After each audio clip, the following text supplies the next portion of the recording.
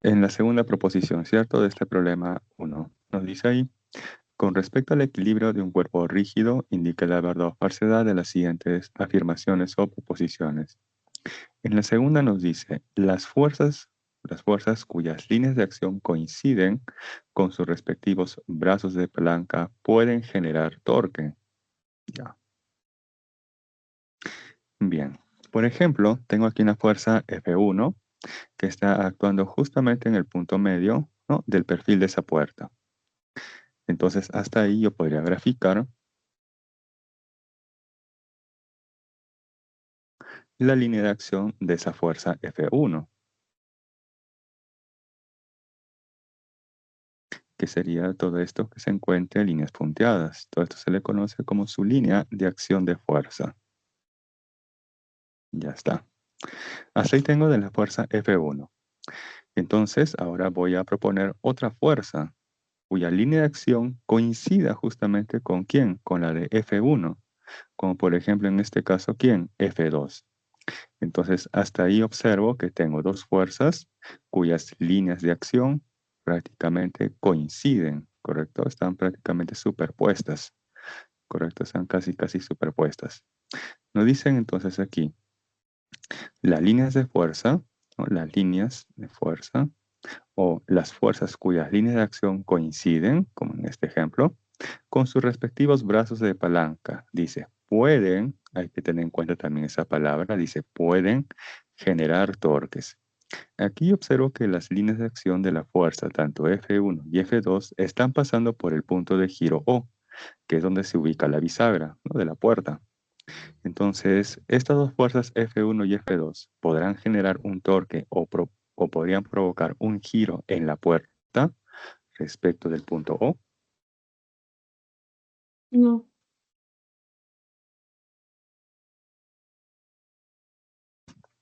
Claro, en este caso no lo van a hacer. Entonces, para ese caso, no van a generar ese torque, ¿correcto? No generan ese torque. Ya está.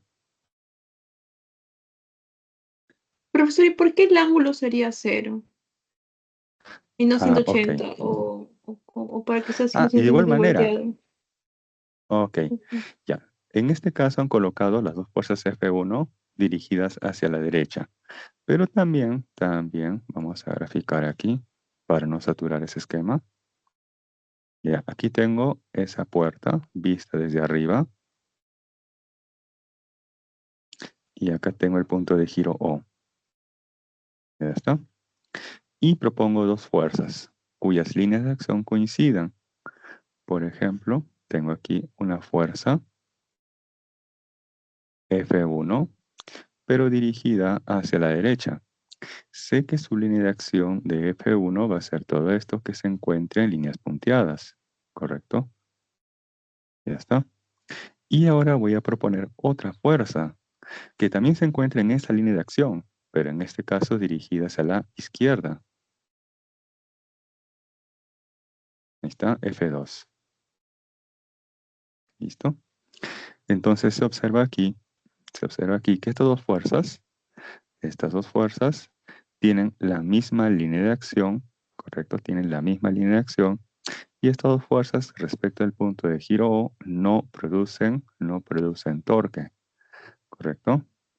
Para el caso de la fuerza F1, el ángulo que formaría, ¿no?, con respecto al punto de giro O sería como que 0 y respecto a F2 podría ser 180, ¿correcto?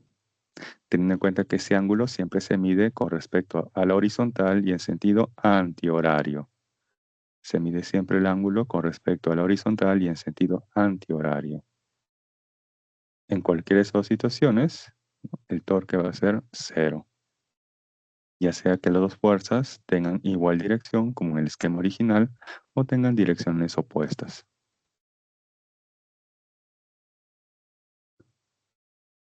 Bien, ahí unos segundos.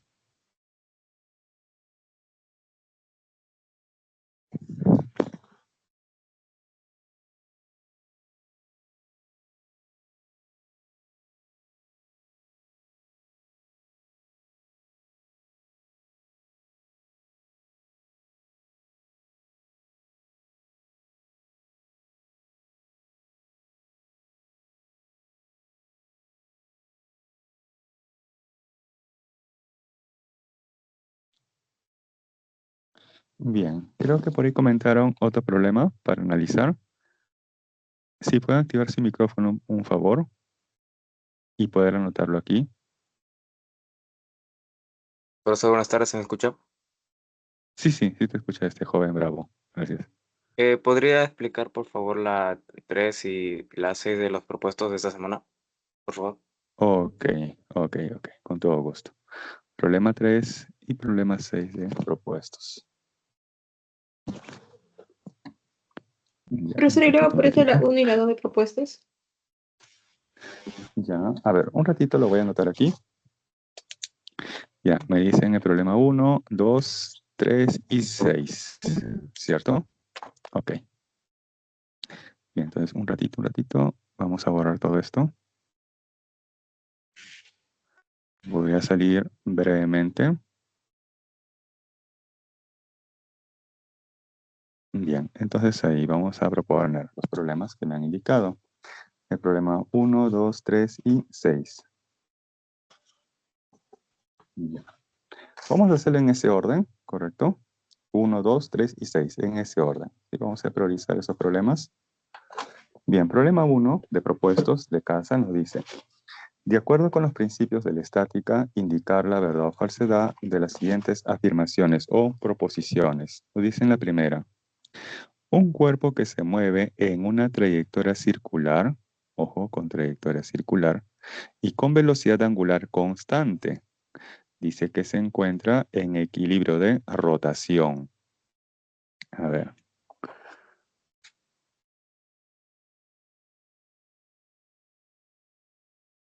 Ya, problema 1, primera proposición. Dice ahí equilibrio de rotación. Entonces hay que recordar un poquito de lo que se trata de el equilibrio de rotación y también de traslación, y en este caso concreto el de rotación, que es justamente la segunda condición de equilibrio.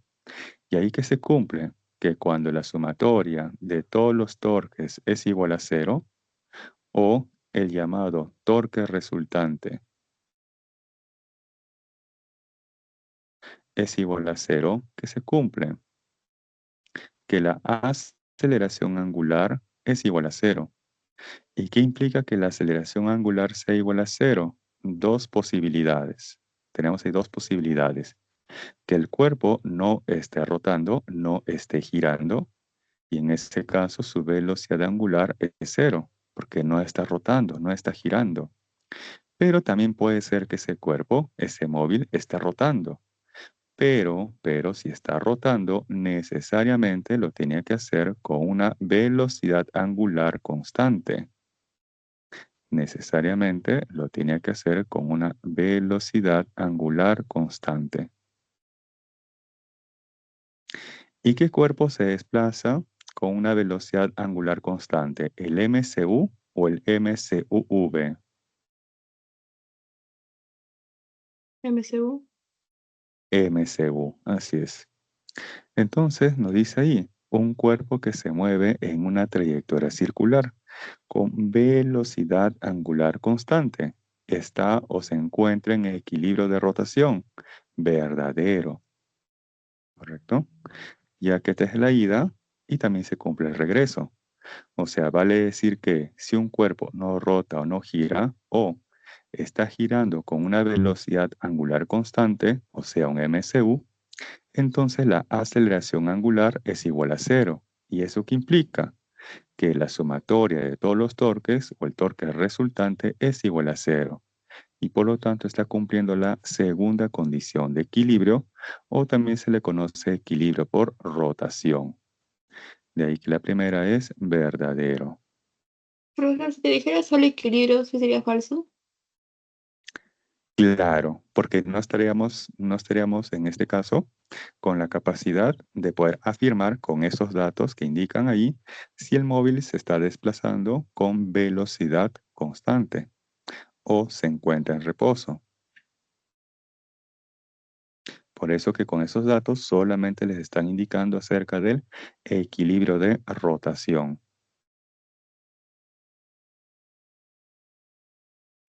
Bien.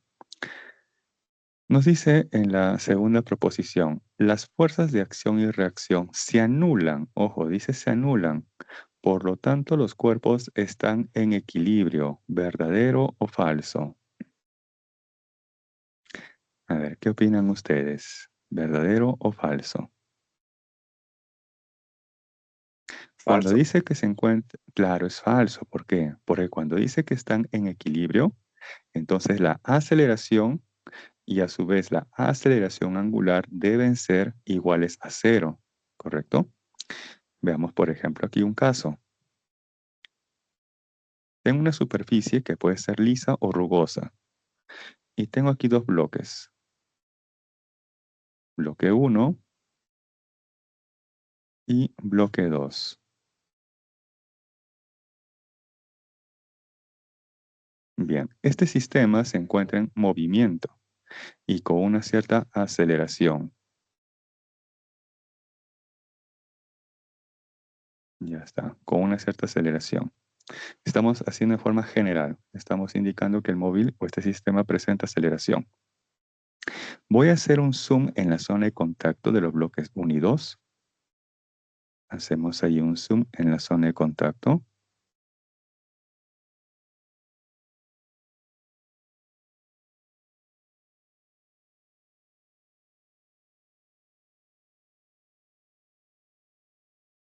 Y planteamos que el bloque 1 ejerce una fuerza al bloque 2. Ahí está la fuerza que ejerce el bloque 1 al bloque 2. Esa sería como la fuerza de acción. La fuerza de reacción a ella es la fuerza que ejerce el bloque 2 hacia el bloque 1. Esas dos fuerzas, ojo, esas dos fuerzas en módulo son iguales, pero tienen direcciones opuestas, ¿correcto? Ojo, estas dos fuerzas tienen igual módulo, igual magnitud, pero direcciones opuestas o contrarias, ¿correcto?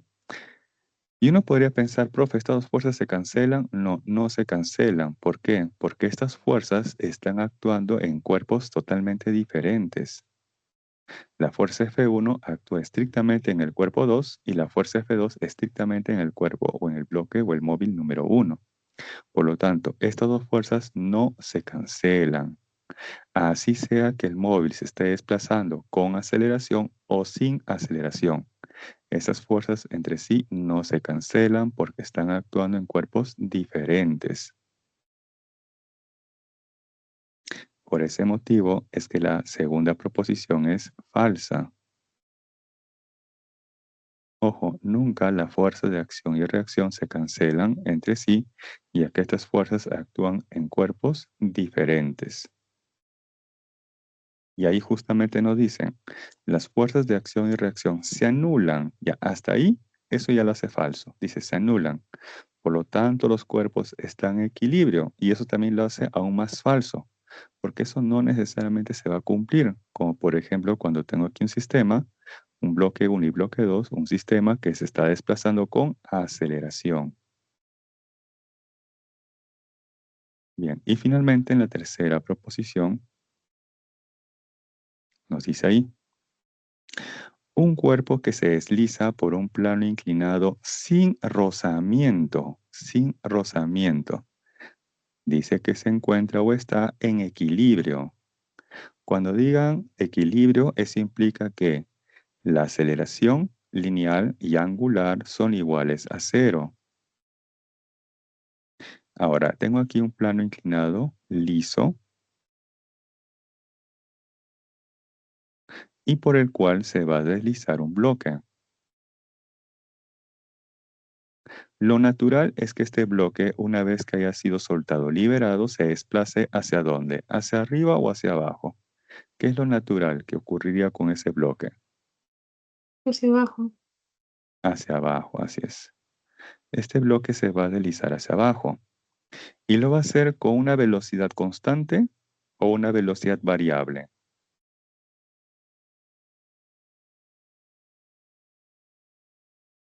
A ver, eso es casi al ojo, es casi al ojo. Se desplaza hacia abajo con una velocidad constante Variable. o variable. Variable, claro. ¿Por qué es variable? Porque inicialmente ustedes pueden agarrar y soltar o liberar el bloque. Entonces su velocidad inicial es 0. Y una vez que ustedes lo han soltado en este plano inclinado liso, entonces el bloque va a desplazarse con una cierta velocidad. Hasta ahí observo que la velocidad ha variado, pasó de 0 a un valor diferente de 0. Y a medida que este va cayendo, va descendiendo la velocidad o el módulo de la velocidad se va incrementando. Y es que este móvil va a presentar una aceleración. Esa aceleración que presenta el móvil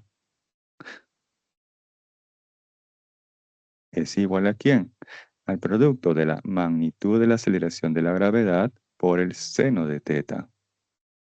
Ojo, esta expresión de la aceleración solamente se cumple, ojo, solamente se cumple cuando la superficie es lisa. Esa expresión de la aceleración g seno de teta solamente se cumple cuando la superficie es lisa. Si la superficie es rugosa y el móvil se está desplazando sobre ella con una cierta aceleración, entonces ya no es válida esta expresión, ¿correcto?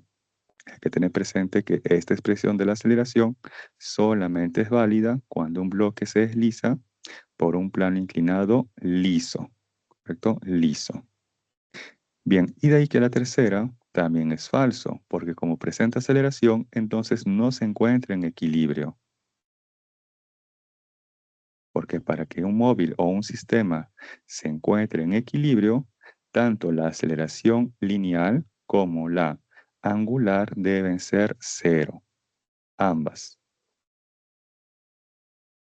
Bien, hay unos segundos para que le puedan tomar la captura y luego de ello paso al problema número 2, luego al 3 y luego al 6.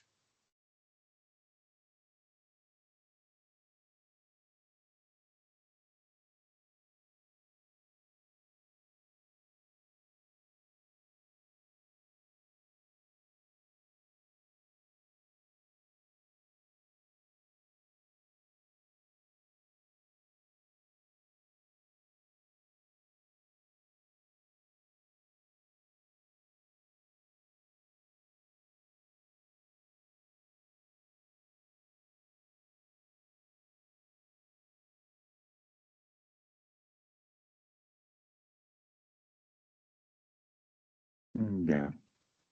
Un like para poder pasar al problema 2, si ya le tomaron la captura. Hasta ahí un like para poder pasar al problema 2. Ok, perfecto. Entonces esto lo borro en 3, 2, 1 y paso al problema número 2. Listo. Problema 2. Nos dice lo siguiente. 3 cuerpos esféricos homogéneos e idénticos, cada una con peso W, se ubican en el fondo de un recipiente rectangular como se muestra en la figura. Determine la magnitud de la fuerza de contacto entre las esferas A y B y la reacción que ejerce el piso sobre la esfera A. Además nos dice que no hay rozamiento entre ellas, ni tampoco con la pared del recipiente. Muy bien. Entonces vamos a tener que graficar aquí a esas 3 esferas. Vamos a ver qué tal me va con el pulso. Ahí va una, que sería como la esfera A.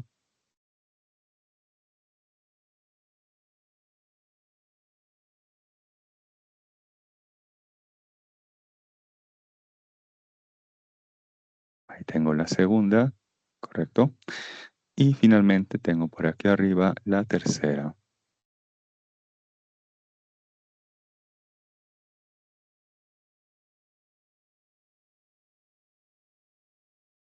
En este caso es la esfera B. Ya está. Y bueno, tenemos por acá los contornos, ¿no? De ese recipiente en el cual están contenidas las esferas.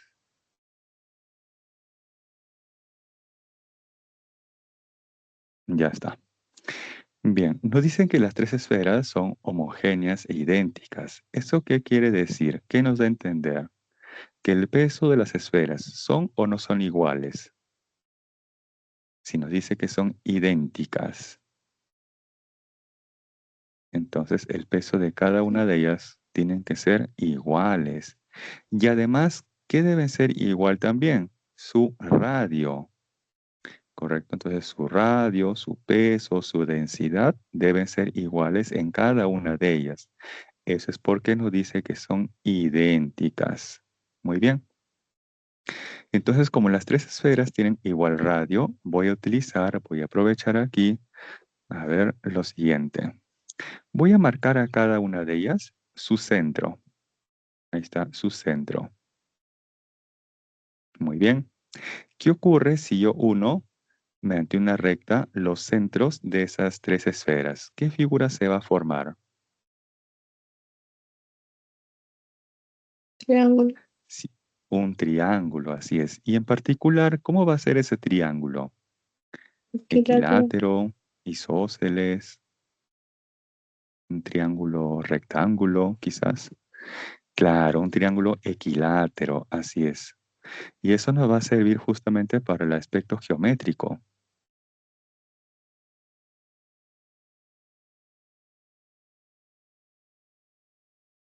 Bien, me concentro en este caso en las esferas A y B, ¿correcto? Y en específico en la esfera B. Voy a graficar todas las fuerzas que actúan estrictamente en la esfera B. Entonces planteamos ahí, la esfera A le ejerce una fuerza de contacto a la esfera B, cuya línea de acción sería esta, o esa fuerza sería este de acá. Ahí tenemos entonces una fuerza, ¿correcto? Bien, la esfera de color azul también le va a ejercer una fuerza de contacto a la esfera B. Y ahí tenemos entonces esa fuerza que está ejerciendo la esfera azul o celeste a la esfera B. Si aquí le he puesto una fuerza F para esta fuerza de color lila, la que ejerce A sobre B, entonces, ¿cómo debe ser esta fuerza de color azul? Que es la que ejerce la esfera azul a la verde, a la esfera B. Debe ser F medios, ¿cómo cuánto debe ser?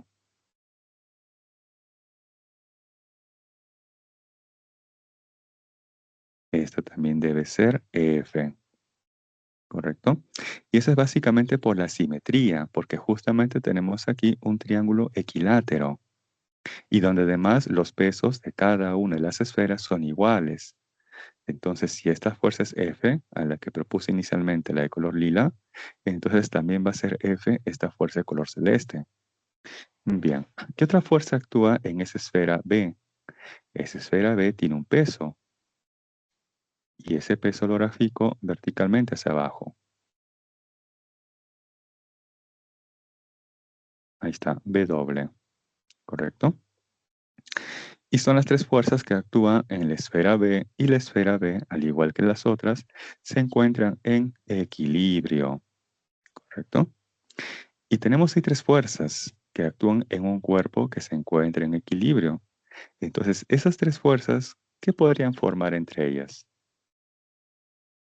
¿Qué figura se podría formar con esas tres fuerzas que actúan en ese cuerpo B que se encuentra en equilibrio? Triángulo. Un triángulo, claro que sí. ¿Pero esa Entonces es la voy a fuerza de trasladar. acción y reacción o es una fuerza de contacto o cómo? No, claro. Esa fuerza F es la fuerza, por ejemplo, de acción, la que ejerce la esfera A sobre B, así como también la fuerza que ejerce la esfera de celeste sobre B. La fuerza de reacción sería la fuerza que ejerce la esfera B hacia la esfera A, así como también a la esfera celeste. ¿Me explico? Voy a graficar aquí en color verde cuáles serían esas fuerzas de reacción. La que ejerce la esfera B hacia la esfera A, así como también la esfera B hacia la esfera de color celeste. Esas fuerzas de color verde, F y F, serían como las fuerzas de reacción, ¿correcto? Este color lila y celeste serían como las fuerzas de acción y la de verde las fuerzas de reacción. La que ejerce la esfera B hacia la esfera A, así como la esfera de color celeste. Bien, pero ojo que en este caso me concentro en las fuerzas que actúan en uno de ellos. Y en este caso específico, en la esfera B. Bien. Entonces ahí, como bien comentaron, esas tres fuerzas pueden formar un triángulo. Y vamos a formar dicho triángulo. Acá tengo el peso W. Ya está. Por acá tengo esa fuerza F de color celeste. Y por acá la otra fuerza F de color lila. Listo. Ahora, necesito conocer este ángulo raya y este ángulo doble raya. ¿Cuánto creen que valen esos ángulos, raya y doble raya?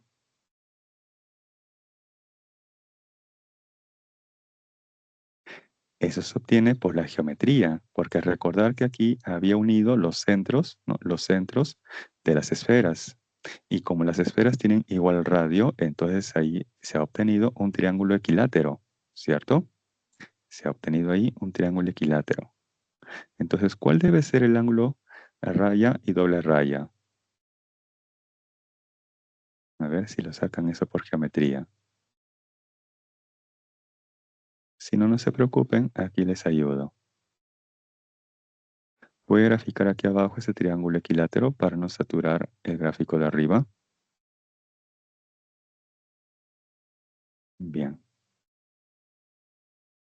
Esa es la fuerza F. Y acá también tenemos la otra fuerza F.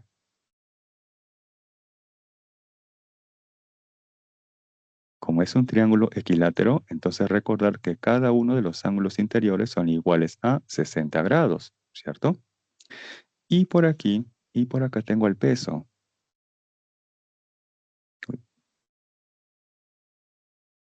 Por acá tengo el peso W de esa esfera B.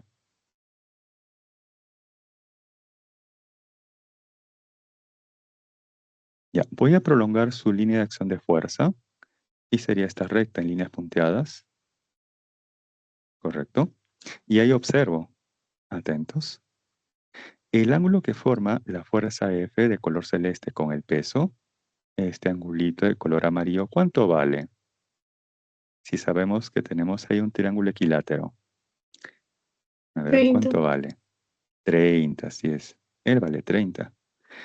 Y por simetría, ¿no? Porque es un triángulo equilátero, entonces, ¿cuánto vale el ángulo que forma esta fuerza F de color lila con el peso? También vale 30, ya que la suma de esos dos ángulos debe ser 60, porque el triángulo es equilátero. Entonces observa ahí que tanto la fuerza de color celeste y lila con el peso están formando el ángulo de 30 grados.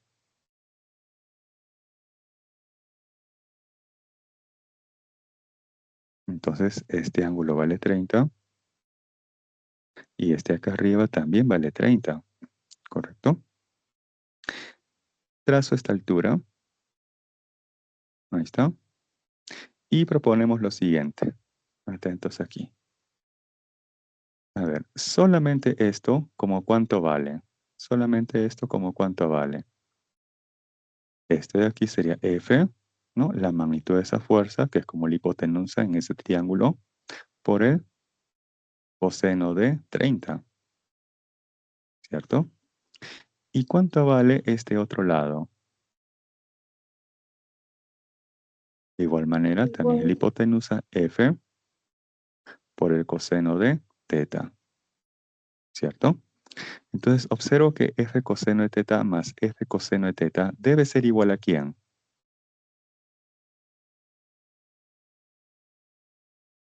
A ver si yo sumo estos dos segmentos. F coseno de 30. Uy, perdón un ratito acá. F coseno de 30 más F coseno de 30. Esa suma, ¿cuánto debe ser? El peso, ¿cierto? Entonces tengo ahí 2F coseno de 30 es igual a ¿quién? Al peso. ¿Ya está? Vamos reemplazando 2F. ¿Cuánto es el coseno de 30? A ver. Coseno de 30. Raíz cuadrada ¿de 3 quién? sobre De 3 sobre. 2. ¿Cuánto es? Sobre 2, claro. Y esto igual al peso. De ahí 2 con 2 se cancela. Entonces esta raíz cuadrada de 3 va a pasar a dividir. Y ahí voy a racionalizar.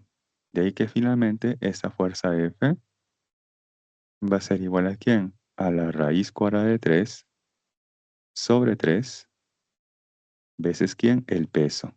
¿Ya está? Entonces, esa es la fuerza, esa sería la fuerza de contacto que ejerce la esfera A hacia la esfera B o la esfera celeste hacia quién? Hacia la esfera B. ¿Correcto hasta ahí? ¿Sí? Hasta ahí un like si vamos bien con esa primera parte. Solamente hemos obtenido hasta el momento esa fuerza de contacto. ¿Sí? Ok. También recordar que nos piden la fuerza normal, la que ejerce la superficie, ¿no? La superficie horizontal hacia ese sistema. Y eso va a ser más sencillo. ¿Por qué? Porque si nos preguntan la fuerza normal, entonces yo podría asumir que esas tres esferas son como si fuera una sola. Si nos preguntan acerca de la fuerza normal del sistema, ojo, del sistema, entonces yo podría asumir que estas tres son en realidad una sola. Las he agrupado en una sola. Pero en ese caso, ¿cuál sería el peso de esa única esfera? Se asumo que las tres son una sola. Entonces, ahora, ¿cuánto valdría esta esfera, este de color marrón? ¿Será solamente W, 2W o 3 veces 3 W? veces. Claro, 3 veces W. Así es. Entonces ahí grafico las fuerzas que actúan ahora en este conjunto. Una de esas fuerzas es el peso total, que es 3 veces W, y la otra fuerza es la normal, que actúa en el sistema. Y si el sistema se encuentra en equilibrio, entonces sumatoria de fuerzas que van hacia arriba es igual a sumatoria de fuerzas que van hacia abajo. ¿Ya está? Y ahí tenemos finalmente esa fuerza normal que ejerce la superficie sobre el sistema o la superficie del recipiente sobre el sistema, así como también esa fuerza de contacto que ejerce la esfera A sobre la esfera B. Bien, hay unos minutos para que le puedan tomar la captura. Aquí lo estoy haciendo casi a detalle. Ustedes obviamente en el examen van a omitir algunos pasos. Aquí lo estoy tratando de hacer casi a detalle. Profe, Sí, dígame. entonces no hay, las alternativas no hay 3W. No, no hay. A ver, a ver, No a ver, sé. a ver. No.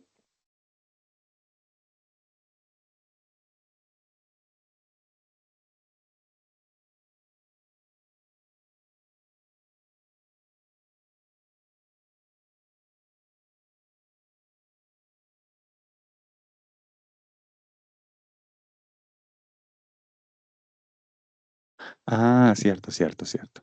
Ya, ya, ya. No, es que aquí hay un detallito. Ya, la fuerza de contacto está bien. Ahí está bien. Lo que he leído mal ha sido la pregunta de la fuerza normal. Ahí nos dice, y la fuerza o la reacción que ejerce el piso sobre, ahí fue mi error, sobre estrictamente la esfera A. Entonces queremos saber estrictamente la fuerza normal que actúa en quién, en la esfera A. No en todo el sistema, sino estrictamente en la esfera A. Bien, esta normal 3 veces W sería siempre y cuando nos preguntaban en el sistema. ¿Sí? Hay un lapsus, perdón. Vamos a borrar entonces solamente esta parte. El resto sí está bien, el resto sí está bien. Aquí nada más vamos a hacer la corrección.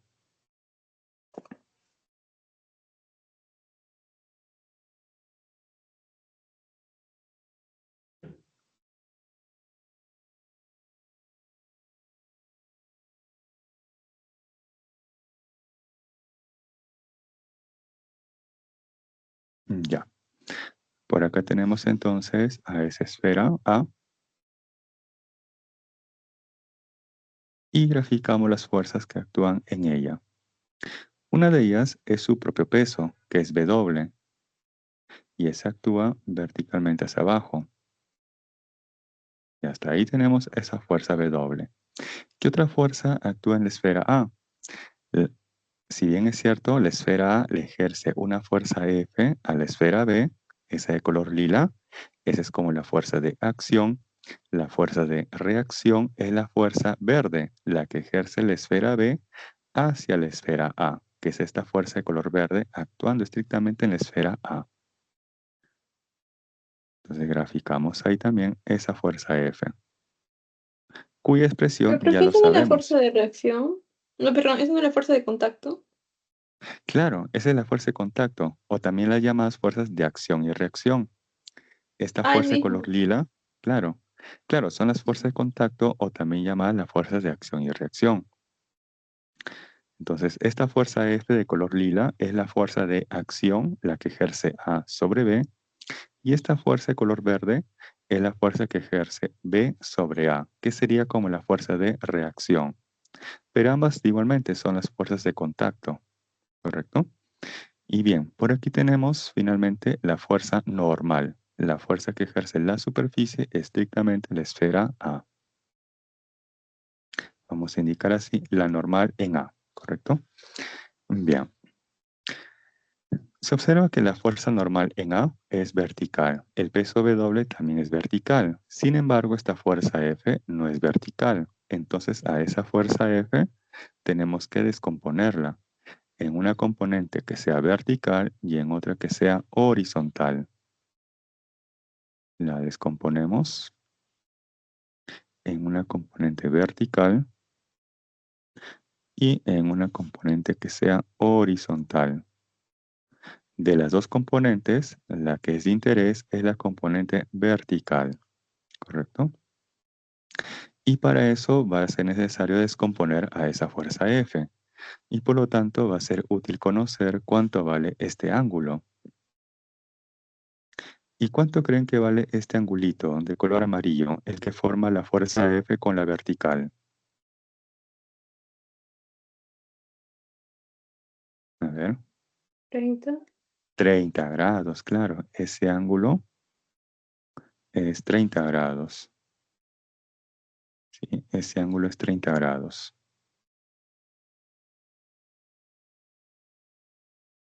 Pero sí, y con el recipiente, o con eso no forma, no hay una fuerza de reacción en la parte, en los Claro, costados. claro, claro, también, eso es cierto, sí. En el, digamos, la esfera A, en la esfera actúa una fuerza también que ejerce la superficie vertical, ¿no? Esa pared. Pero en este caso, ojo, nos preguntan la fuerza normal que le ejerce la superficie.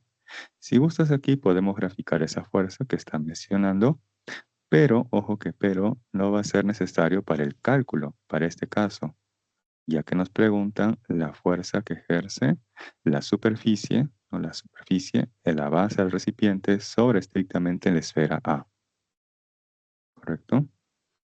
Entonces, en este caso, no me están preguntando esta fuerza normal que estoy graficando en color amarillo, sino me están preguntando acerca de esta fuerza normal N sub A, la que ejerce el piso o la base del recipiente hacia la esfera A. Bien, entonces descompongo a esa fuerza F y la componente que es de interés es la componente vertical y esa es F, ¿está? Hipotenusa por el coseno de 30. De ahí finalmente tenemos que sumatoria de fuerzas que van hacia arriba, que es la normal en A, es igual a sumatoria de fuerzas que van hacia abajo, que son el peso de la esfera A, esta W, más esta componente vertical de la fuerza F, que es F coseno de 30. Ya está. Ahí tenemos entonces W más ¿quién?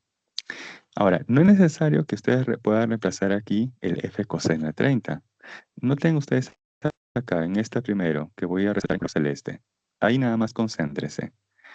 ¿Cuánto es f coseno de 30? De ahí nada más.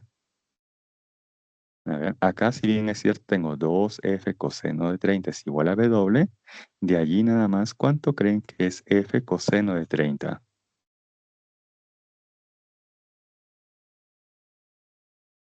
A ver. Ahí dice 2f coseno de 30 es igual al peso w. Entonces, ¿cuánto creen que sea f coseno de 30?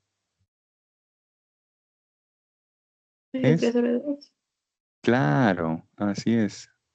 El peso entre 2, claro.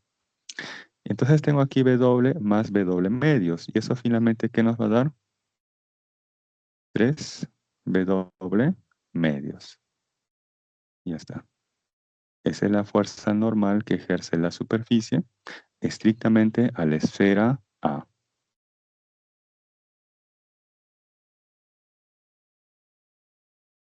Bien, ahora sí.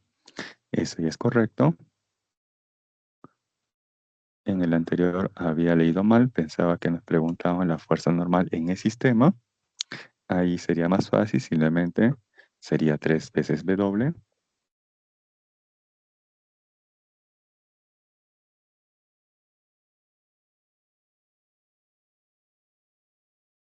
Bien, ahora sí unos segundos para que le puedan tomar la captura. Ahora, descuiden que así tal como está, o así este modelo de pregunta, así tal como está, es prácticamente imposible que se les plantee en el examen. Así tal cual no les van a preguntar. Más fácil hubiera sido, determine la magnitud de la fuerza de contacto en las esferas A y B. Hasta ahí nada más hubiera sido la pregunta. Hasta ahí nada más. Para un examen, la pregunta hubiera sido, determine la magnitud de la fuerza de contacto entre las esferas A y B. Hasta allí nada más. Profe, disculpe, ¿por qué era W sobre 2? Allá.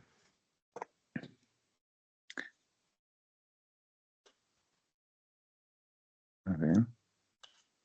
Ya, aquí arriba voy a encerrar en color celeste.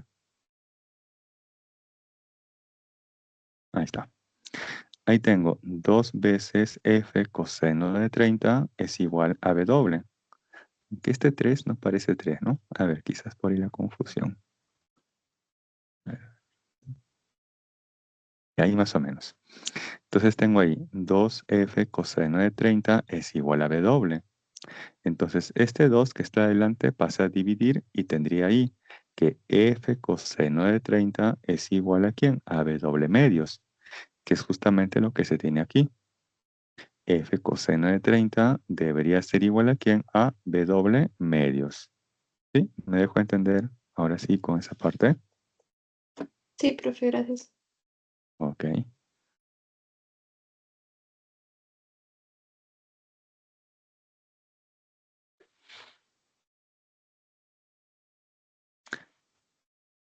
También hay que tener presente siempre el aspecto geométrico. Por eso ahí les mencionan que se tiene 3 esferas idénticas, homogéneas. Como son idénticas, entonces todas ellas tienen el mismo radio. Y por eso que al unir los centros, ¿no?, de las esferas se ha formado ahí un triángulo equilátero. Y de esa manera voy a saber el ángulo que forma las fuerzas respecto de la horizontal o respecto de la vertical. Bien. Un like para poder pasar a la pregunta 3. Si están listos. Si ya tomaron la captura hasta ahí. ¿No hay alguna otra consulta o observación? Ok. Entonces paso a la pregunta 3 y luego de ello al problema 6, ¿no? Priorizando los que ustedes me están indicando. Bien, borramos entonces en 3, 2, 1.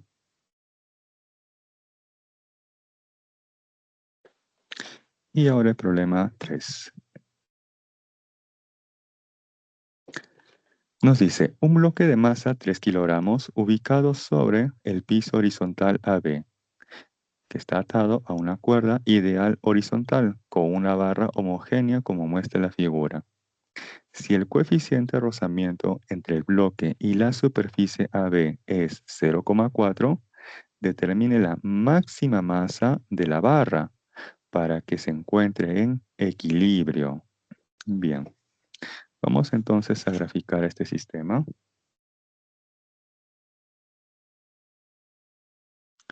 Bien, por acá tengo esa superficie horizontal AB.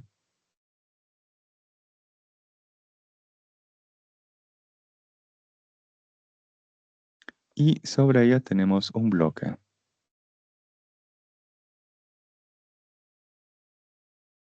Ya está. Este bloque es de masa 3 kilogramos. Correcto, su masa es 3 kilogramos. Ya, este bloque está unido a una cuerda. Y esa cuerda se observa que tiene una posición estrictamente horizontal. Ya está. De tal manera que esa cuerda está sujetando de un extremo a la barra.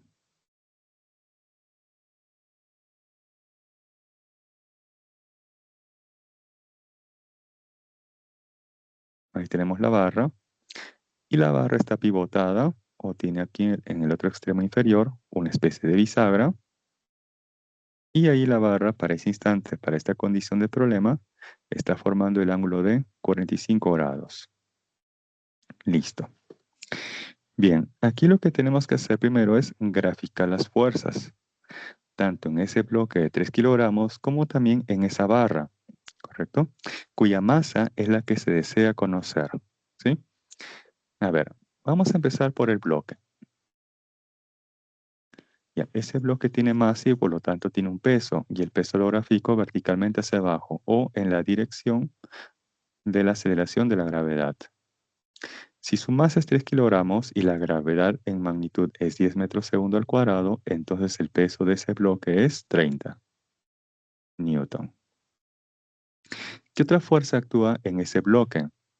Como este bloque está en contacto con una superficie, entonces la superficie le ejerce una fuerza normal. Y esa fuerza normal siempre es perpendicular a la superficie y actuando de la superficie hacia el bloque que está en contacto con dicha superficie. Ahí tenemos la fuerza normal.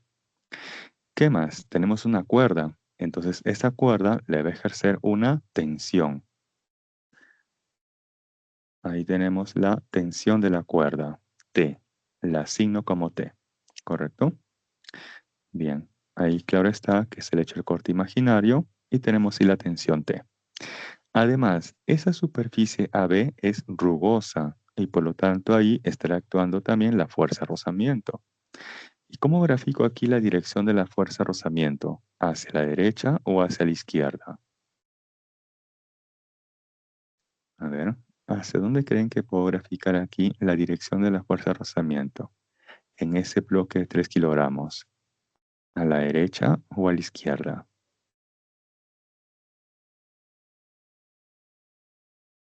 Vamos a inferirlo, vamos a deducirlo. Esta barra de color celeste, de forma natural, tiende a ir hacia arriba o hacia abajo.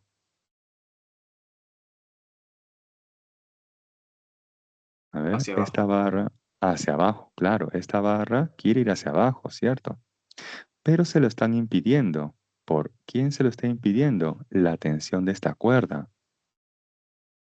Y como se trata de la misma cuerda, entonces misma magnitud o módulo de la tensión de esa cuerda. Por lo tanto, si aquí le puse T, eso también debe ser T.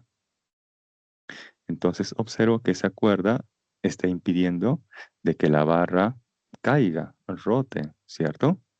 Muy bien. Pero esa cuerda, ¿qué le quiere hacer al bloque de 3 kilogramos? Lo quiere desplazar hacia la derecha. Eso es porque la barra quiere caer. Como la barra quiere caer y está unida a esa cuerda, entonces esa cuerda a su vez va a jalar o va a intentar jalar al bloque de 3 kilogramos hacia la derecha. Pero se observa que no lo está haciendo, que el sistema se está encontrando en equilibrio. Entonces hay una fuerza que está evitando que el bloque de 3 kilogramos se deslice hacia la derecha. ¿Y quién es esa fuerza? La de rozamiento. Y para ello la fuerza de rozamiento debe estar dirigida hacia la izquierda, evitando justamente que el bloque de 3 kilogramos deslice hacia la derecha. Y de esa manera también se evita que la barra rote o caiga. ¿Correcto? Ya está.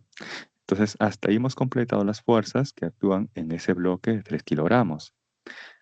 Ahora seguimos con la barra. Ya tengo hasta ahí la tensión. Esa barra tiene masa y por lo tanto tiene un peso. Y su peso estará pasando por su centro de gravedad. ¿Correcto? Por su centro de gravedad. En este caso nos dice que la barra es homogénea. Cuando la barra es homogénea, entonces se cumple, o cuando el cuerpo es homogéneo, entonces se cumple que su centro de gravedad y su centro geométrico coinciden. Entonces aquí, aproximadamente en el punto medio de la barra, por ahí estará pasando el peso de dicha barra. Lo voy a colocar en este caso como W, para no confundir quizás con el peso del bloque. Muy bien. ¿Qué otra fuerza actúa en esa barra? Ya tengo la tensión, tengo su propio peso. También está actuando una fuerza que está actuando en el pivote o en esa bisagra que se encuentra en el punto inferior. Entonces ahí voy a colocar una fuerza R cualesquiera en esta dirección.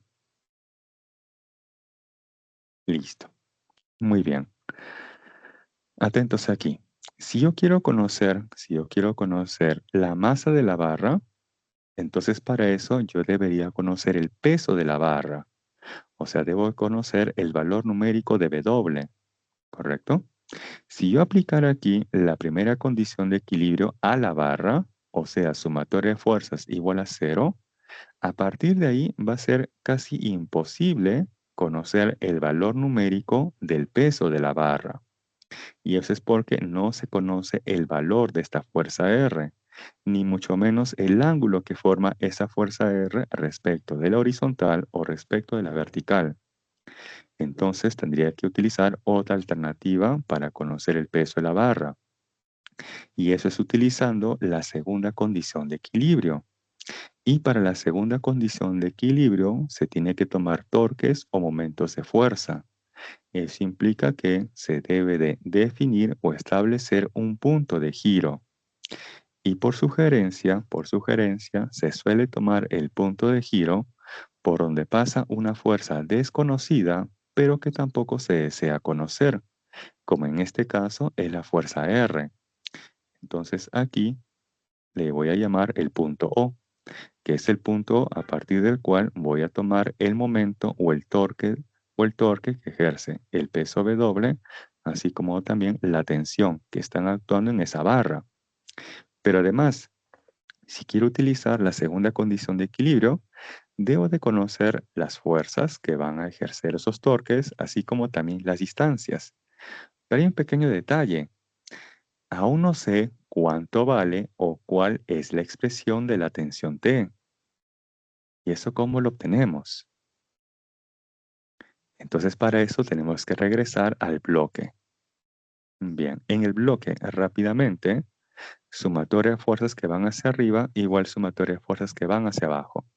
De ahí que la normal es igual al peso del bloque. Entonces la normal es igual a 30 newtons. Un ratito. Voy a escribirlo así. Un ratito.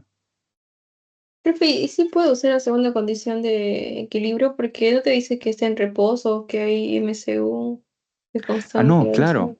Aquí necesariamente debo utilizar la segunda condición de equilibrio. Y para el bloque, y para ese bloque, la primera condición de equilibrio. Y es que justamente en la parte final de ese problema, dice, sí. determine la masa o la máxima masa de la barra para que se encuentre en equilibrio. Quiere decir que el sistema en conjunto está cumpliendo tanto la primera como la segunda condición de equilibrio. ¿Correcto? Todo el sistema en conjunto está cumpliendo tanto la primera como la segunda condición de equilibrio. Voy a colocar así de normal por lo siguiente.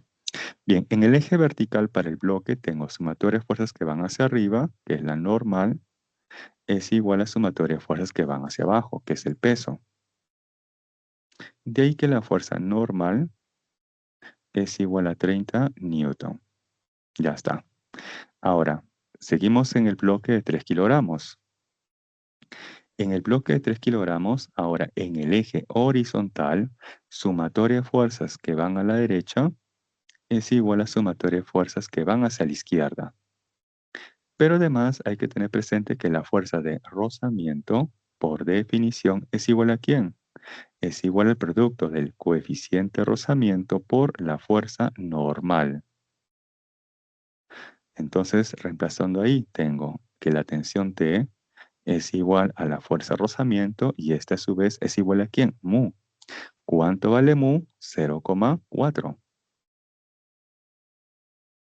Ahí está. ¿Por cuánto? Por la fuerza normal. ¿Y cuánto vale esa fuerza normal? 30 newtons. De ahí que la tensión tiene una magnitud, un módulo de 12 newton. Listo.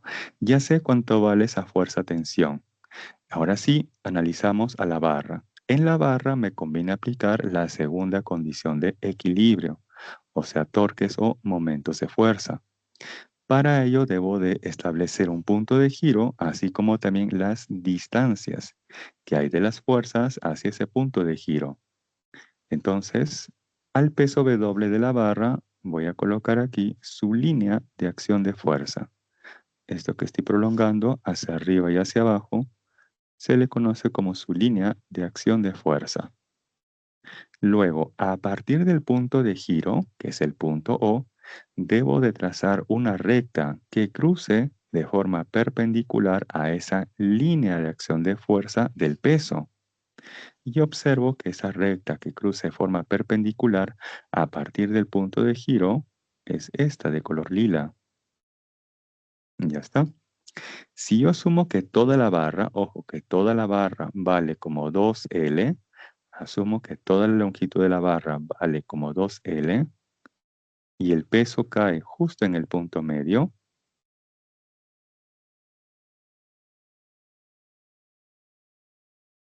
y el peso de la barra cae justo en el punto medio, entonces, ¿como cuánto vale ese segmento de color lila? Ahí se ha formado un triángulo equilátero. No, perdón, un triángulo rectángulo. Entonces, esta recta de color lila es la hipotenusa L por el coseno de 45. Ya, ese es el brazo o distancia que hay del peso W hacia el punto de giro O. De igual manera, tenemos que buscar el brazo o distancia de la fuerza tensión hacia el punto de giro O. Entonces ahí voy a prolongar la línea de acción de fuerza de esa tensión, que sería esto que está en líneas punteadas, en color amarillo. Ya está. Y luego, a partir del punto de giro O, voy a buscar o voy a trazar una recta que cruce de forma perpendicular a esa línea de acción de fuerza de la tensión, que sería este de acá. Ahí formando 90 grados. Como acá tengo 45, entonces por rectas paralelas, este de aquí vale 45. Y ahí se ha formado un triángulo rectángulo, ¿no? Aquí el más grande, donde la hipotenusa vale como 2L. Entonces esta distancia es 2L por el seno de 45. Bien, hasta ahí nada más un like si vamos bien con las distancias del punto de giro hacia esas fuerzas, peso y tensión de la barra. Hasta ahí nada más un like si vamos bien. O quizás algo de mi parte no quedó tan claro.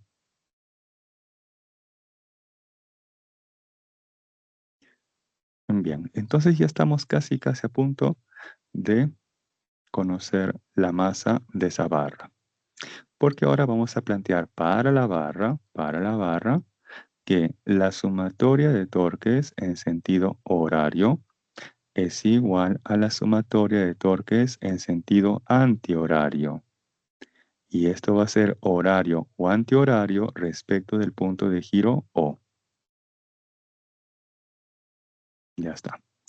Entonces, el peso de la barra, este peso de la barra W, hace que la barra gire en sentido horario o antihorario.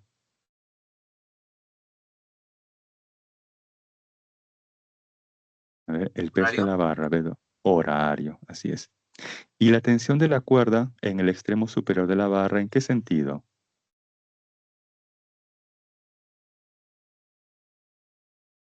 ¿Horario o antihorario? Antihorario. Antihorario. Entonces ya sé dónde colocar, ¿no?, a cada torque. Entonces, en sentido horario lo hace el peso. Ahí está el peso. Ahí tenemos la fuerza. ¿Por quién? La distancia. Y esa distancia es L coseno de 45. Ya está. Y en sentido antihorario, ¿quién lo hace? La tensión. Ahí tenemos la tensión T. Ahí tenemos la fuerza. ¿Por quién? La distancia. Y la distancia que es la tensión T hacia el punto de giro O es 2L seno de 45.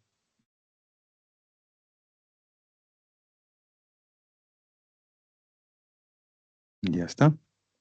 Ahí podemos simplificar L con L. También se puede simplificar ¿quién? Coseno de 45 con el seno de 45, ya que esos valores son iguales, ¿no? El seno y el coseno de 45 son iguales, por lo tanto se cancelan. Entonces, ¿qué obtengo por acá? W es igual a ¿quién? A 2 veces la tensión.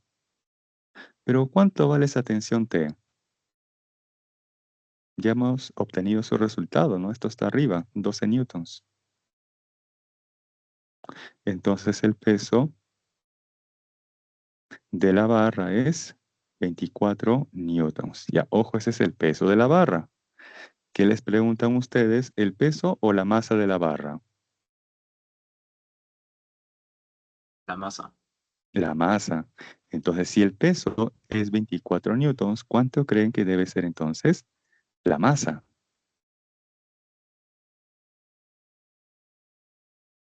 2,4. Exactamente. 2,4 kilogramos. Listo. Esa sería finalmente la respuesta. No se asusten, no se alarmen que un problema así como este es imposible, ojo, es imposible que este modelo de preguntas y tal como está formulado se les plantee en el examen, porque como ven tiene muchos pasos, ¿sí? Para el examen va a ser más sencillo, va a ser más directo.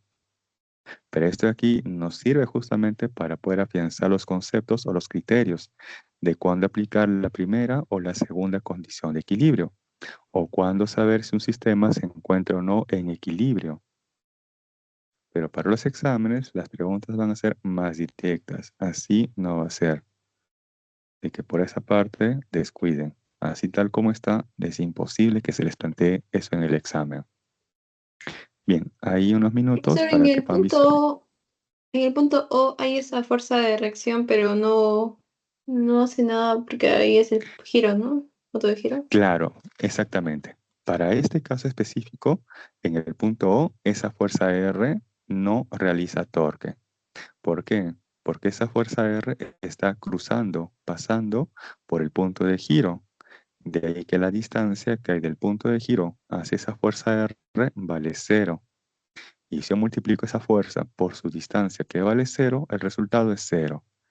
En otras palabras, esa fuerza no realiza torque respecto, ojo, respecto del punto O.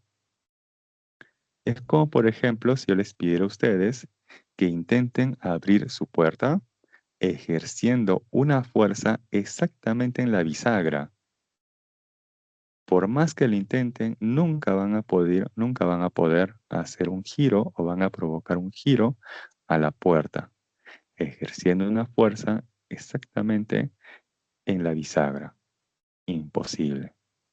Y es que esa fuerza no está produciendo un giro, ¿no? Físicamente un giro o una rotación.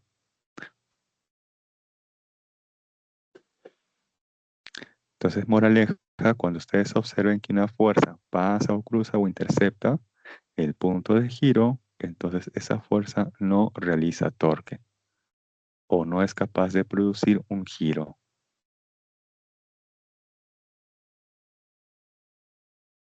Profe, una pregunta. Sí, ¿Qué significaba que era una cuerda ideal? allá. Una cuerda ideal o una varilla ideal, si fuera el caso, ahí se desprecia, ojo, se desprecia su peso. Se desprecia su peso. Si, por ejemplo, en un problema te dicen una polea ideal, en esa polea ideal se desprecia su radio y también se desprecia su peso para una polea ideal, a menos que en el problema te indiquen de radio despreciable y de un peso tal. Entonces, en ese contexto, están despreciando el radio, pero no están despreciando el peso.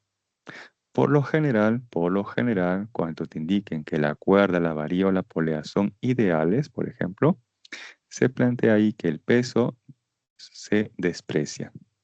Correcto, el peso se desprecia.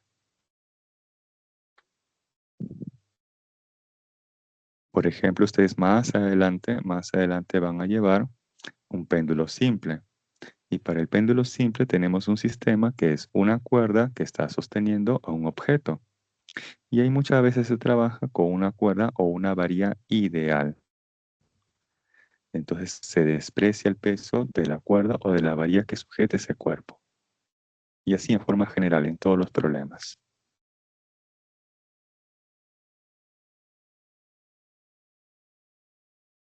Pero o sea, si me Bien. dice está a punto de deslizarse y la fuerza hacia arriba y la fuerza de fricción tiene que ir hacia arriba o hacia abajo. Ah, ahí va a depender del contexto. Me explico.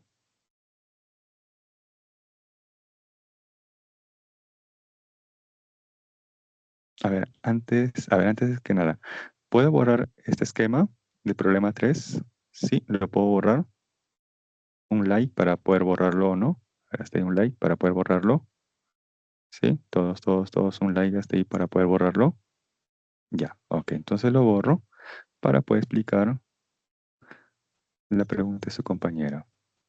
Ya, tengo aquí un plano inclinado, rugoso. Ya está. Entonces yo voy a colocar aquí un bloque y nos dice que el bloque está a punto de deslizar. Lo natural es que el bloque deslice hacia dónde? Hacia abajo. Entonces, ¿quién está evitando de que el bloque deslice hacia abajo? La fuerza de rozamiento. En ese caso, la fuerza de rozamiento lo grafico hacia arriba. ¿Correcto? En esa situación. Ahora, cambio aquí el contexto. Tengo igualmente el plano inclinado rugoso. Tenemos ahí el bloque. Pero el bloque ahora está sostenido aquí por una cuerda. Esa cuerda le ejerce una tensión T al bloque. Y nos dice que el bloque está a punto de deslizar. Entonces, debido a la acción de esa fuerza de tensión, el bloque quiere ir, en este caso, hacia arriba o hacia abajo. Hacia arriba. Claro, hacia arriba. Asumiendo además que la componente del peso o la componente paralela del peso del bloque sea en este caso mayor o menor a la tensión, entonces podemos asumir, ¿no?, que el bloque va a ir hacia arriba. Si el bloque tiende a ir hacia arriba y nos dice que está a punto de deslizar, entonces la fuerza que lo está evitando es la fuerza de rozamiento. Y en ese caso la fuerza de rozamiento estaría dirigida hacia abajo. Pero ojo, como les comentaba aquí también, hay que tener presente cómo es la componente paralela del peso de este bloque. Ah, pero si fuera mayor, entonces ahí sí irías a la misma dirección que la tensión, ¿no? Claro, a ver, Hacia veamos, arriba. ¿ah? Vamos a analizar ese aspecto. Miren, vamos a analizar esas situaciones. Ya. ¿Qué sucede si la tensión es exactamente igual a esta componente paralela del peso? Entonces ahí no va a haber fuerza de rozamiento. No hay fuerza de rozamiento. Con esas dos fuerzas ya se anulan. El bloque no desliza ni hacia arriba ni hacia abajo. Supongamos ahora que esta componente del peso es menor a la tensión. Entonces, en ese contexto, el bloque sí tiende a ir ¿hacia dónde? Hacia arriba. En ese contexto, el bloque tiende a ir hacia arriba. Pero si el bloque está a punto de deslizar, entonces, ¿quién está evitando ese deslizamiento hacia arriba? La fuerza de rozamiento. Ya, esta es la fuerza de rozamiento o la dirección de la fuerza de rozamiento, asumiendo que la tensión es mayor que esa componente del peso. Ya. ¿Y qué sucede? ¿Y qué sucede más bien si esta componente del peso es mayor que la tensión? Es mayor que la tensión. Entonces el bloque tiende a ir ¿hacia dónde? Hacia abajo. ¿Y quién está evitando? ¿Y quién está evitando en esa situación que el bloque deslice hacia abajo? La fuerza de rozamiento. Y en ese contexto, la fuerza de rozamiento tendría que ir ¿hacia dónde? Hacia arriba.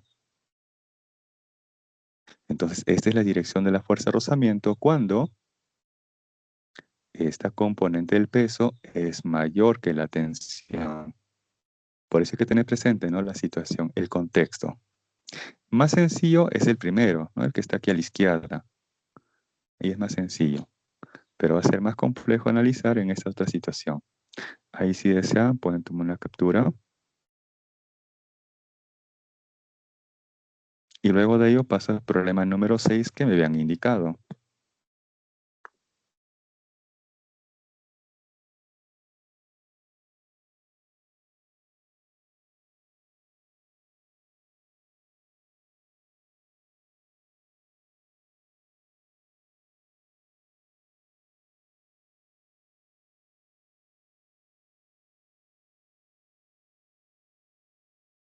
El profesor, ¿Sí? disculpe, la 5 sí me salió, pero ¿cómo sé que tengo que aplicar el equilibrio si no te dicen en ningún momento el enunciado? ¿O qué parte del enunciado puedo ubicarme para decir que sí es cierto lo que apliqué?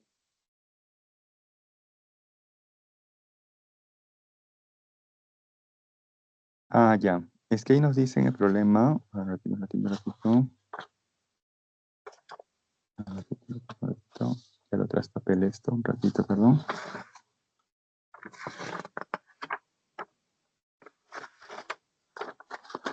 Ah, ya. El problema 5 es de una barra horizontal, ¿cierto? Que está unida por una cuerda que pasa a través de una polea.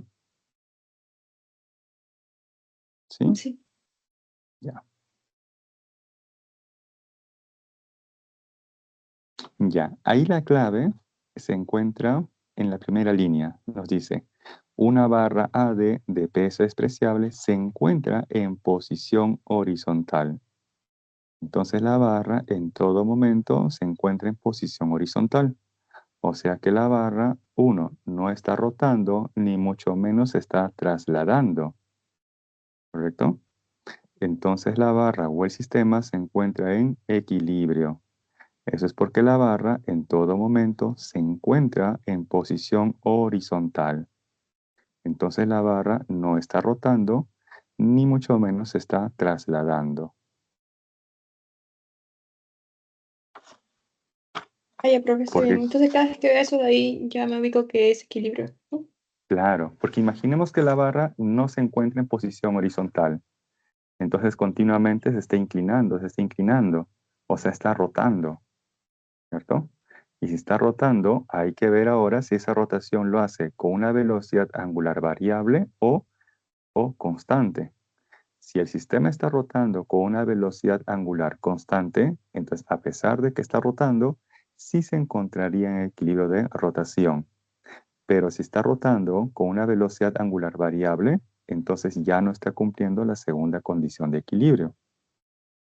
Pero por lo general a nivel pre, se trabaja manteniendo el sistema en equilibrio.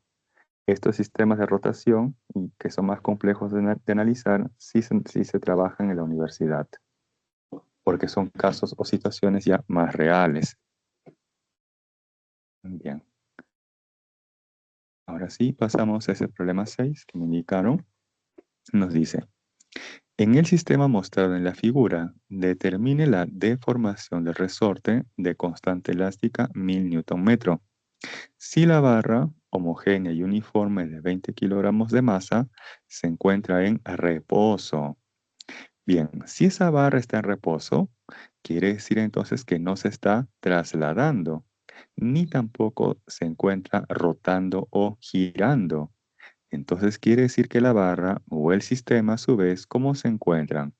¿En equilibrio o no se encuentran en equilibrio? Sí. Claro, sí se encuentran en equilibrio, así es, ya que no existe ni una traslación ni tampoco una rotación. Bien, por acá tengo la pared.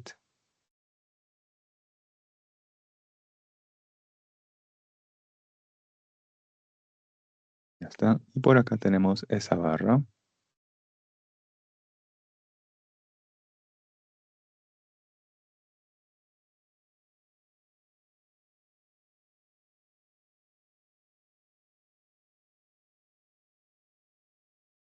Ya está. Y de este extremo tenemos un resorte.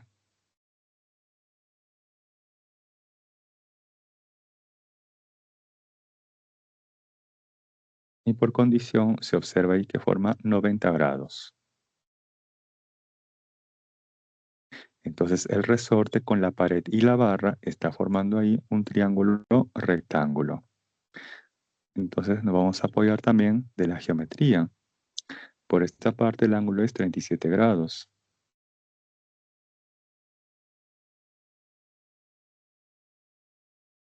Y por aquí también 37 grados. Ya está. Este de aquí vale como 2A y el otro como 3A. Luego lo vamos a complementar. Bien, vamos aquí a graficar las fuerzas que actúan estrictamente en la barra, ¿correcto? Primero en la barra. Bien, ¿qué fuerzas actúan en la barra? Sabemos que la barra es homogénea, ¿cierto? Si la barra es homogénea, entonces el peso coincide, o el centro de gravedad coincide con el centro geométrico, ¿correcto? Entonces el peso aproximadamente de la barra se va a encontrar por aquí. Aproximadamente. Por aquí está pasando el peso de la barra. ¿Correcto? Por ahí aproximadamente está pasando el peso de la barra. Ya que del punto de conexión del resorte, del resorte hacia la barra, hacia la pared, hay una distancia como 2A. Y ese punto de conexión del resorte con la barra hacia arriba vale como 3A. Entonces aproximadamente por aquí se encuentra su punto medio, ¿correcto? De la barra. Bien, ¿qué otra fuerza actúa en esa barra? Pues la fuerza elástica, ¿no? La fuerza que está ejerciendo el resorte hacia esa barra. Ahí tenemos entonces la dirección de esa fuerza elástica. Además, esa barra está pivoteada. Tiene una especie de bisagra.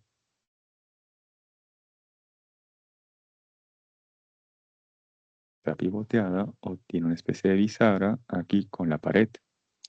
Entonces ahí estará pasando una fuerza R cualesquiera. Vamos a indicarlo así. Listo.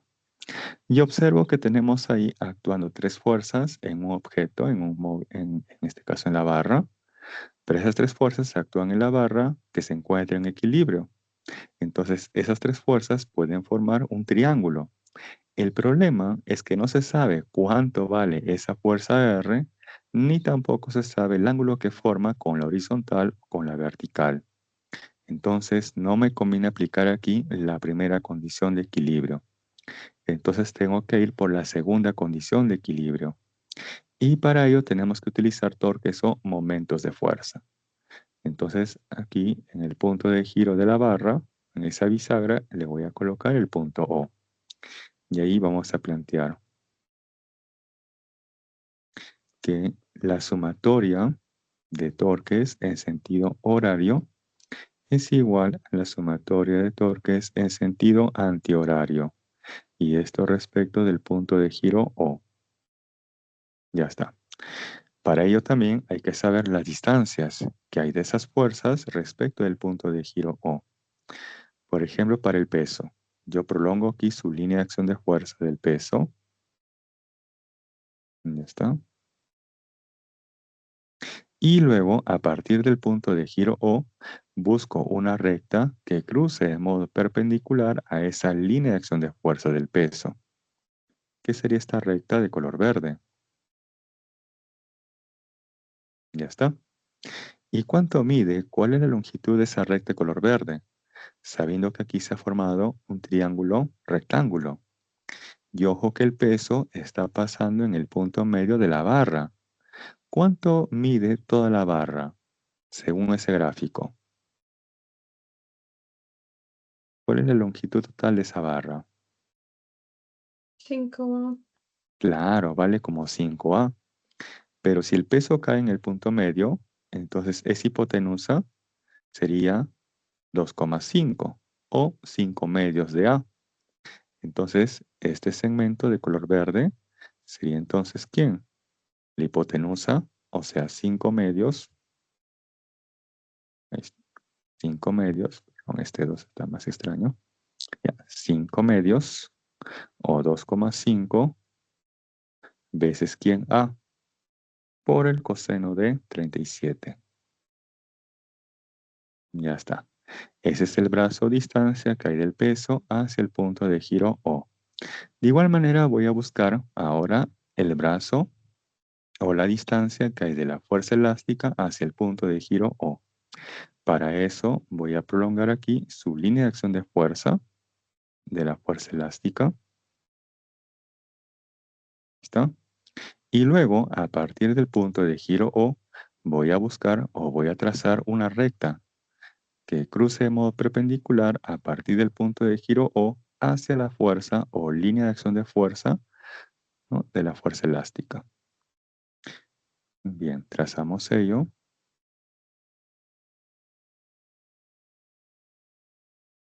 Y ahí está.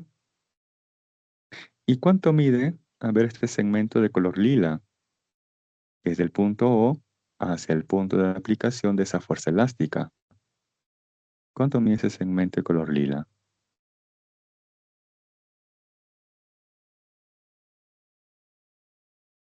3A, sí. 2 creo que 3A, 2A, ¿no es cierto? 2A. Así es, 2A. Muy bien. Entonces ya tengo ahí las fuerzas y las respectivas distancias. Ahora sí, planteamos. Sumatoria de torques en sentido horario. ¿Quién ejerce un torque en sentido horario? ¿El peso o la fuerza elástica?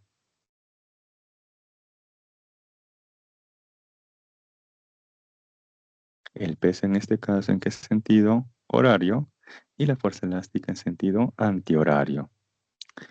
Entonces, en sentido horario tenemos al peso. Ahí está la fuerza. ¿Por Profesor qué? iguala, pero he visto que otros como que antihorario lo ponen positivo y horario lo ponen negativo Ah, y igual a ya, 0, ¿no? Pero claro, es igual. claro, exactamente. Esta es la expresión de forma escalar. Su equivalente o la notación vectorial nos dice ahí que la sumatoria de torques es igual a 0. Pero hay que tener en cuenta ahí lo siguiente. Los torques que tienen un giro horario se considera con dirección negativa y los torques con sentido antihorario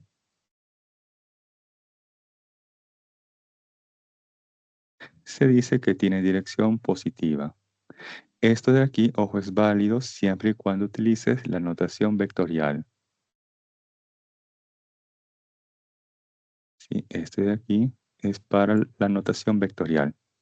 Lo que estoy aplicando aquí es notación escalar.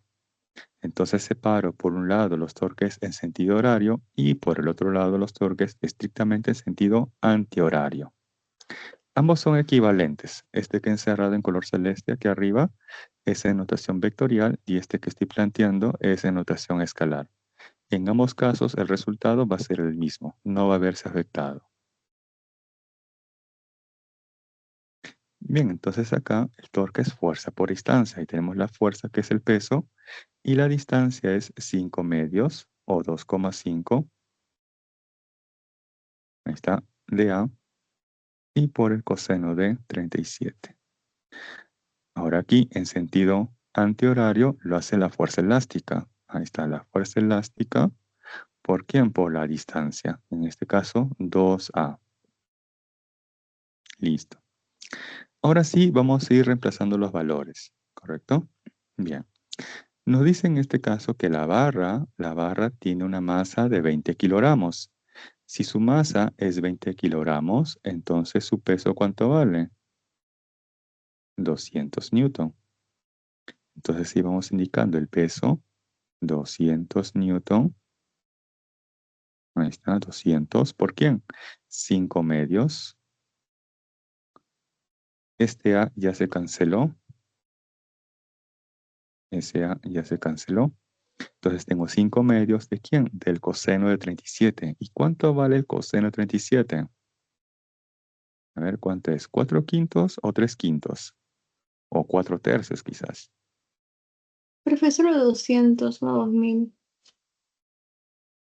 Ah, perdón. Perdón. Un lapsus. Tienes razón. Sí, aquí es 200. Agregué un 0 de más. Y ahora sí. Bien, ¿cuánto es el coseno de 37? 4 quintos. 4 quintos. Ahí está, 4 quintos. Y este es igual a ¿quién? 2 veces, ¿no? Está el factor 2, veces ¿quién? La fuerza elástica. Y la fuerza elástica a su vez es la constante elástica por cuánto se ha estirado o cuánto se ha comprimido el resorte. Entonces aquí la constante elástica vale 1000. Ahí está 1000. Ahí está la constante elástica. ¿Por quién? Por X. Donde X nos va a representar cuánto en este caso el resorte se ha estirado o quizás comprimido. Bien. De aquí se va a cancelar 5 con 5. Este 5 se va con este 5. También aquí 2 con 2, ¿no? Y nos queda 2. Luego este 2 con este otro 2 se cancela. Y de ahí vamos a obtener finalmente que X es igual a ¿cuánto? Tendrían ahí ustedes 200 entre 1000. 0,2. 0,2 metros. En centímetros equivale a 20 centímetros. Ya está. ¿Listo? Bien, entonces hay unos segundos para que puedan visualizar la solución. Les puedan tomar la Profe, ¿y si captura. usted el peso lo ponía, lo descomponía, entonces no podía decir que la reacción era igual que el que iba en esa dirección y la fuerza elástica era la que iba como normal hacia en esa parte o no? Ah, ya, Vamos a ver. claro, también se puede haber descompuesto. Pero en ese Pero caso, no la salía. sugerencia, Sí. claro, no, claro, es que ojo, en ese caso se tendría que descomponer tanto la fuerza elástica como la reacción R. O Al sea, peso todo lo llevarlo a mantengo X así y tal como Y está. a F, X, Exactamente, Y, ¿no? Ah, exactamente. ya. Así es. Así es. Bien, hay unos segundos para que visualicen la solución. Indiquen ahí sus observaciones, consultas. Y también pueden indicar otro problema, ¿no? Ya hicimos el 1, el 2, el 3 y ahora el 6. Y para poder darle prioridad a los ejercicios que ustedes deseen. Tengo una pregunta con las 5, no, 6 de clases. Ah, ya. Mi duda va más que, esa sí me salió, pero la tensión y el peso se igualan en una parte, pero como yo quería que todas las fuerzas hacia arriba igualara a todas las fuerzas que van hacia abajo, pero tenía que aparte hacer la tensión y peso, ¿no? O se puede juntar todo en Claro. uno solo. Mm, ya, Porque solo es y las fuerzas hacia arriba hacia abajo nada más sin ese problema, pero, o sea, quería hacer todo en claro. uno solo, pero, o se hace por partes para que no te confundas o cómo. Claro, la sugerencia es hacerlo por partes. ¿no? La sugerencia, para evitar, digamos, confusiones, ¿no? Esa es la sugerencia, hacerlo por partes. Luego, yo podría utilizar también la simetría del problema, ¿no? También podríamos emplear ahí la simetría. Como es el mismo ángulo θ para ambos lados, entonces va a ser simétrica la fuerza, tanto la componente horizontal como la componente vertical o la fuerza resultante de esas dos. ¿Correcto?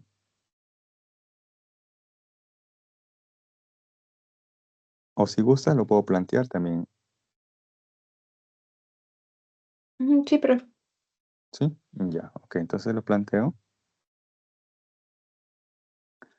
Bien, unos segundos más para que puedan tomar la captura o analizar la solución.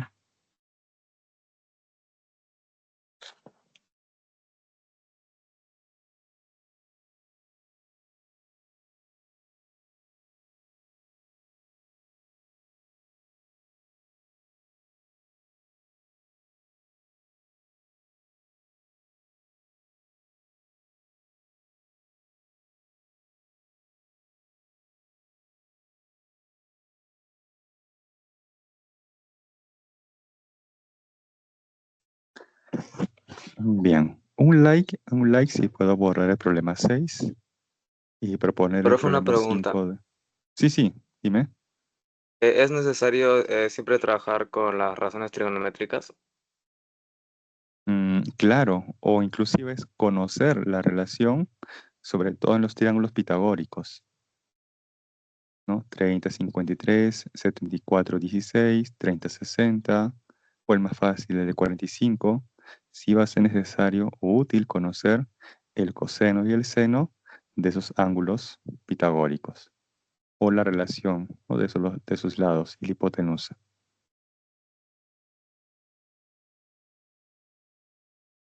Va a ser muy necesario y útil. E inclusive es necesario y útil muchas veces también tener presente las propiedades geométricas. Por ejemplo, cuando les colocan en un triángulo y les colocan por ahí, siendo G punto baricentro. Entonces, si bien es cierto el punto baricentro es un concepto geométrico, pero nos sirve justamente en los problemas de física.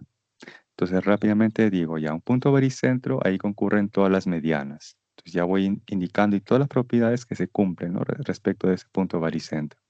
Y así en forma general. ¿Qué ocurre si el triángulo más bien es equilátero?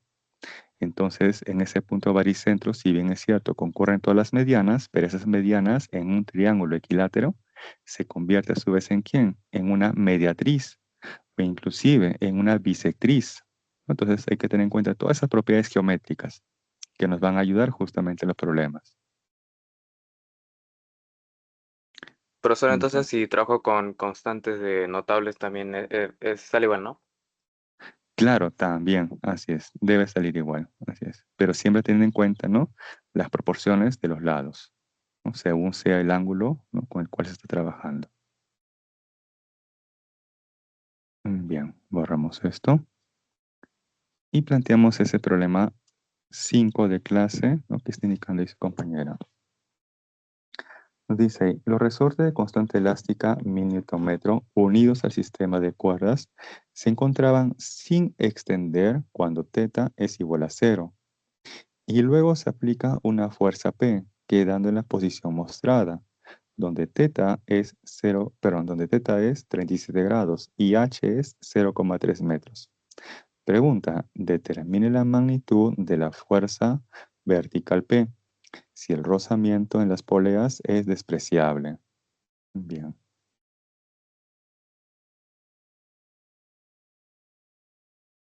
Entonces, este es el problema 5, pero ojo de clase. Ya.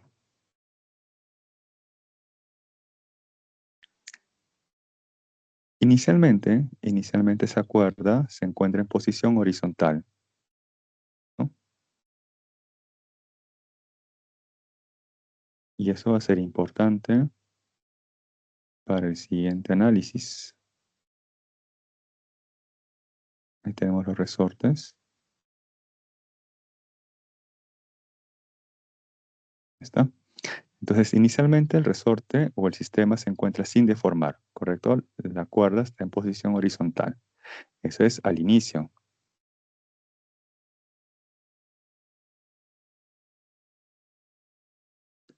Ok, unas poleitas. Y eso es al inicio. Luego, ¿qué ocurre? Se aplica una fuerza P exactamente en el punto medio, ¿no? Que une esas dos poleas. Entonces ahora el sistema queda configurado de la siguiente forma.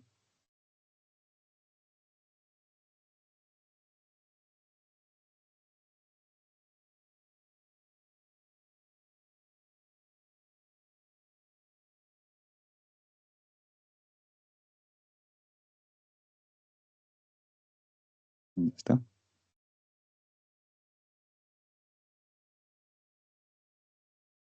Y aquí tenemos esa fuerza P. Bien. Nos pregunta en este caso la magnitud de esa fuerza vertical P. Y en este caso, ¿qué ha ocurrido con esa cuerda que inicialmente se encontraba en posición horizontal? Pues se ha desviado, ¿no? ¿Cuánto se ha desviado? Un ángulo θ, que ahora en este caso vale 37 grados.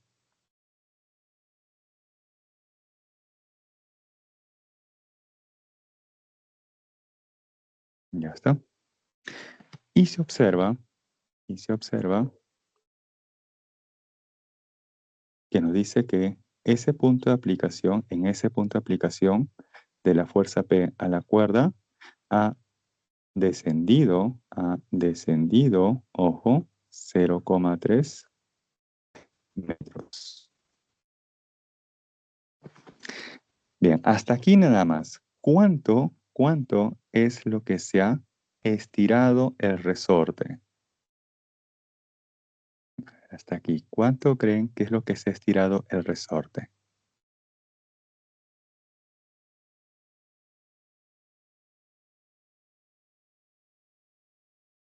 Ya, voy a hacer el gráfico aquí abajo para no saturar lo que está arriba.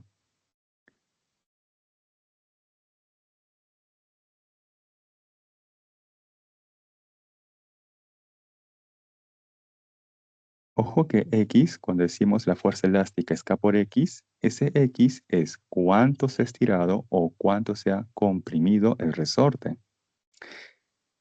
Entonces, para ello nos dicen que en ese punto de aplicación de la fuerza P, hacia abajo, según el gráfico, ha descendido 0,3 metros.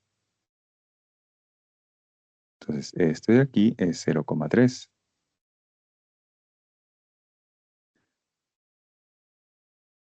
Si él es 0,3 y el ángulo que forma ese segmento inclinado con la horizontal es 37 grados, entonces, ¿cuánto vale este segmento de color verde? 0,4. 0,4, así es, 0,4.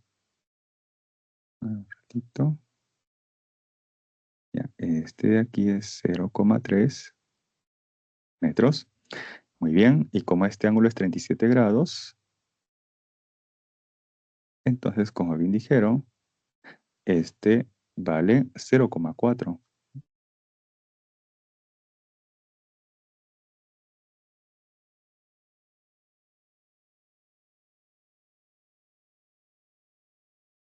Ya, ¿y cuánto vale la hipotenusa? 0,5. 0,5 metros, así es. Entonces, ojo, al inicio, esa cuerda que pasaba por las dos poleas se encontraba en posición estrictamente horizontal, ¿cierto? Estrictamente horizontal.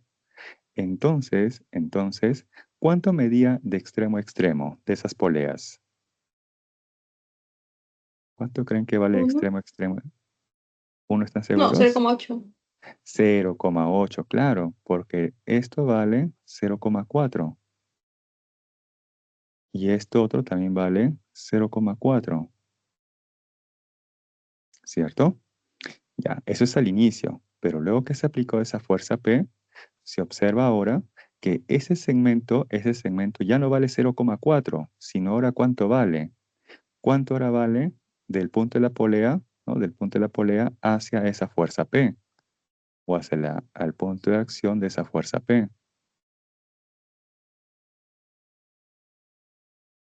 ¿Cuánto vale esa cuerda? De la polea hacia el punto de acción de esa fuerza P. ¿Vale? 0,5. Entonces, inicialmente teníamos acá 0,4 y al final se observa que esto vale 0,5, ¿no? Hablando, ojo, del punto medio, ¿no? Ahí del punto medio. Entonces, ¿cuánto creen que se ha estirado el resorte? ¿0,4, 0,1, 0,5 o la diferencia? la diferencia. La diferencia, así es, 0,1. Eso es lo Pero que está se ha estirado hacia arriba, estirado el ¿no? Pero la resorte. fuerza va a ir hacia abajo. Claro, debido a la acción de esta fuerza P que va hacia abajo, el resorte, el resorte va a ser estirado, ¿no? O sea, cada resorte va a ser estirado 0,1 metros, ¿no? Cada resorte se va a estirar 0,1 metros, ¿correcto? Entonces, observo que ese punto medio, cuando la cuerda se encontraba en posición horizontal, ¿sí? Ese punto medio con respecto a la polea tiene una distancia de 0,4.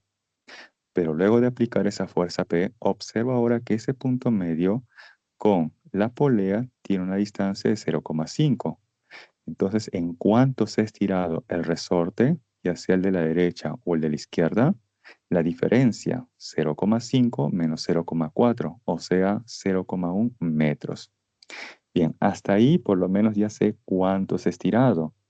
Y como sé el valor de la constante elástica, entonces puedo saber cuánto vale esa fuerza elástica, ¿correcto? Bien, ahora sí, hacemos aquí otro gráfico para no saturar ellos. Pero cuando le dije que podía hacerlo todo en uno solo, la suma de las fuerzas, igual se iba a ir la tensión con la fuerza de resorte, ¿no? Porque Claro, fuerza así elástica. es, Entonces, exactamente así es. igual es, ¿no? Ajá. Entonces, claro, yo rápidamente puedo decir por aquí que aquí tenemos la fuerza elástica, ¿no? Y aquí también la fuerza elástica. Entonces descompongo esa fuerza elástica en una componente horizontal y vertical.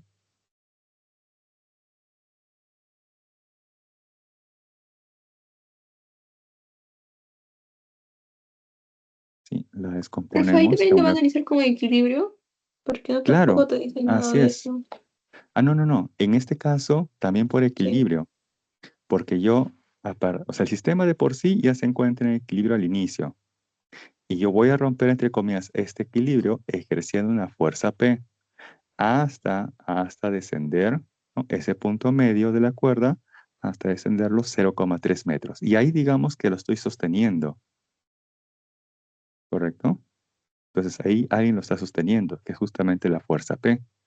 Entonces el sistema bajo esa condición, bajo esa situación o contexto, también se encuentra en equilibrio, porque alguien está sosteniendo el sistema y lo mantiene aún en reposo, ¿no? Ahí lo está sosteniendo y lo mantiene en reposo. Entonces aquí, como te comentaba, descompongo a esta fuerza elástica en una componente horizontal y en una componente vertical. Estas dos componentes horizontales se cancelan entre sí y acá tengo su componente vertical, ¿correcto? Ahora, si él es 37, entonces por rectas paralelas este ángulo también vale 37. Y bueno, este otro también. Entonces, esas componentes de color verde serían la fuerza elástica por el seno de 37. De igual manera por acá, esta componente es la fuerza elástica por el seno de 37. Y ahí planteamos sumatoria de fuerzas que van hacia arriba igual sumatoria de fuerzas que van hacia abajo. ¿Qué fuerzas van hacia arriba? Esas componentes. O sea, F y F, 2 veces F, que es la fuerza elástica, por el seno de 37. Es igual a quién? A esa fuerza P. Profe, mi duda había más nada por eso de la tensión que le dije y la fuerza elástica que yo Ah, quería ya, ponerlo. ok. Pero sí Ok. entendí, claro, que se va a ir ahí nada más y ya te queda la parte del centro para que analices. Así es, porque claro, ahí también yo puedo hacer un corte imaginario a esa cuerda. Entonces planteo ahí, esa cuerda le ejerce una tensión y a su vez ese resorte le ejerce una fuerza elástica. Y como se encuentran en equilibrio bajo esa nueva condición, entonces el módulo de la tensión y el módulo de esa fuerza elástica van a ser iguales. Por eso que en lugar de colocar T, al final coloco directamente aquí la fuerza elástica. Entonces sí, también es correcto el procedimiento que estaba realizando. Gracias, profesor. Ok. Profesor, buenas noches. Sí, buenas noches, dígame. Buenas noches, profesor. ¿Podría explicar la uno de de los propuestos, pero solo la proposición 1, por Ya, favor? ¿del qué es de? Ok, ok. Ya, propuestos se refiere justamente a los de casa, ¿cierto? Ajá. Ya, ok, un ratito, un ratito. Mientras le van tomando ahí la captura.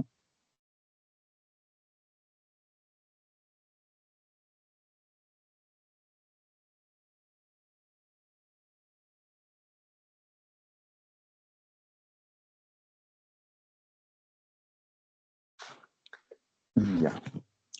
¿Puedo borrar? Sí, a ver, un like si puedo borrar todo este esquema. Sí, ahí le pueden tomar una captura. Unos segundos más. Y luego me confirman con un like para poder borrar y explicar la primera proposición de problema 1 de casa.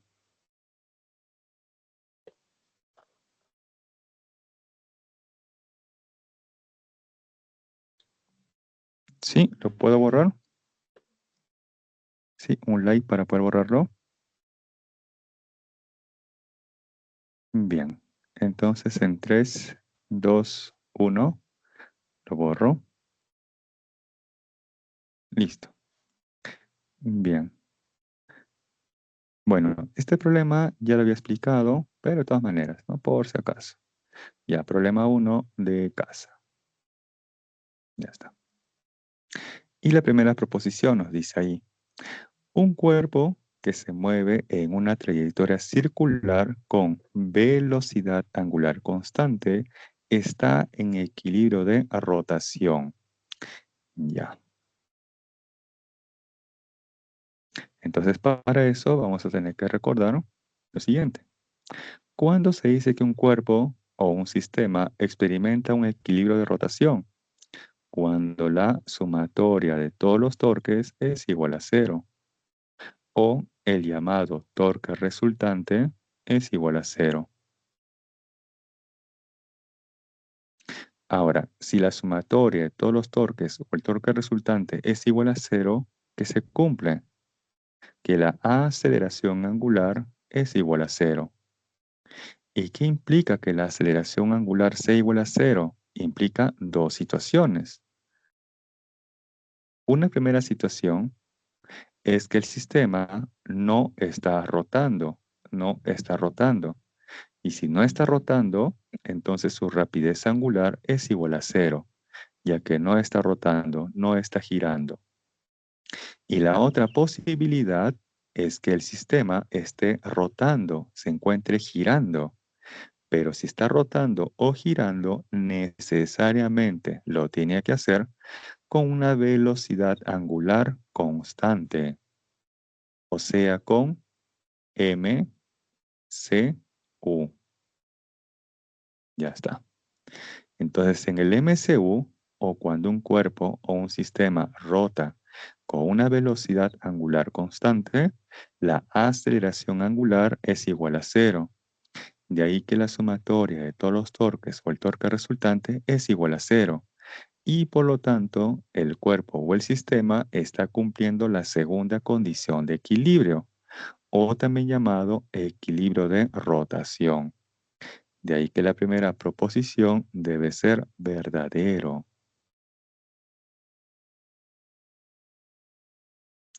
¿Sí? ¿Me deja entender la idea?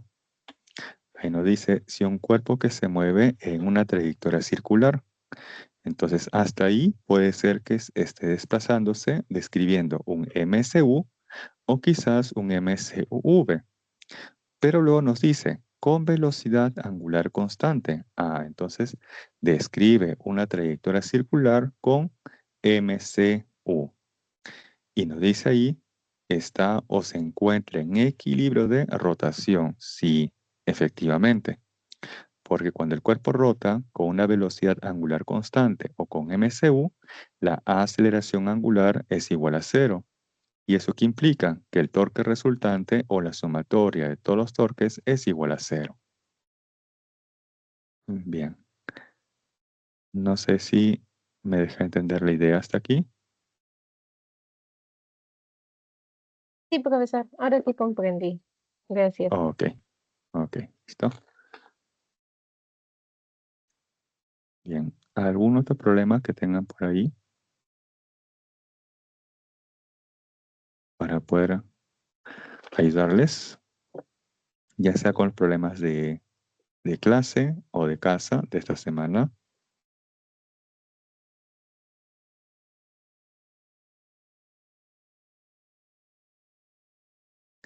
Ya que la prioridad es justamente es hacer los problemas, ¿no? En los cuales ustedes tengan ciertas dudas. O quizás el problema tenga alguna ambigüedad, entonces ahí uno les explica, ¿no? Porque inclusive puede ser que sea el caso y no va a ser su culpa, ¿no? Es que a veces los problemas están mal redactados, ¿no? Ha pasado también ello. O inclusive ustedes han hecho muy bien la solución y no hay clave. Y el problema ya no son ustedes. Ustedes han hecho todo muy bien. El problema está en las claves que han sido mal editadas.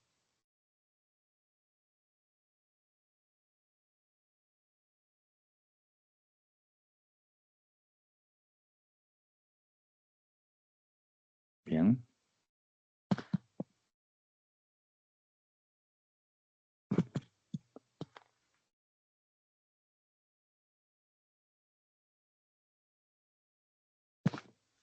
Ya, esta es, ojo, la segunda condición de equilibrio.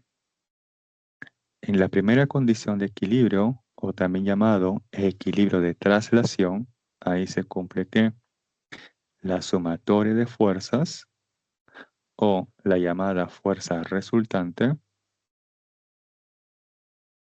es igual a 0. Si la sumatoria de fuerzas o la fuerza resultante es igual a 0, ¿qué se cumple?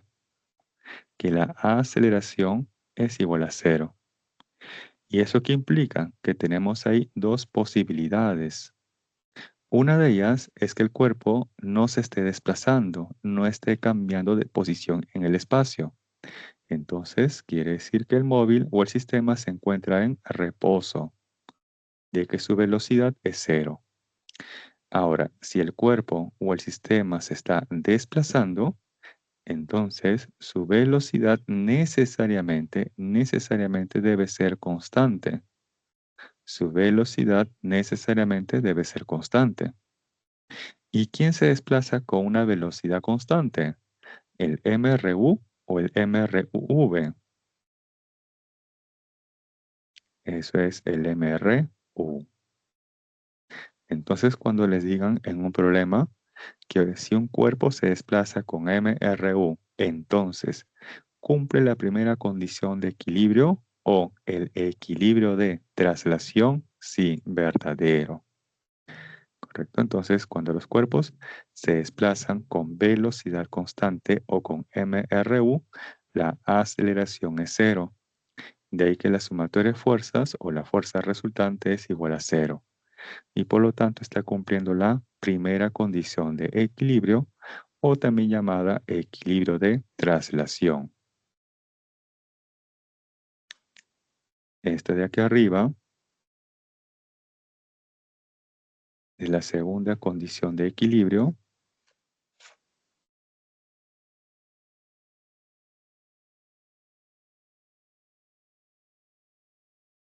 o también llamado equilibrio de rotación. Porque el cuerpo o el sistema puede rotar, pero necesariamente con una velocidad angular constante.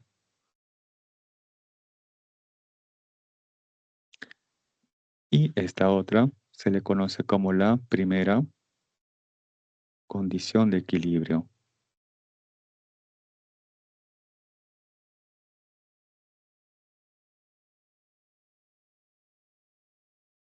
O también equilibrio de traslación, ya que el cuerpo o el sistema podría trasladarse.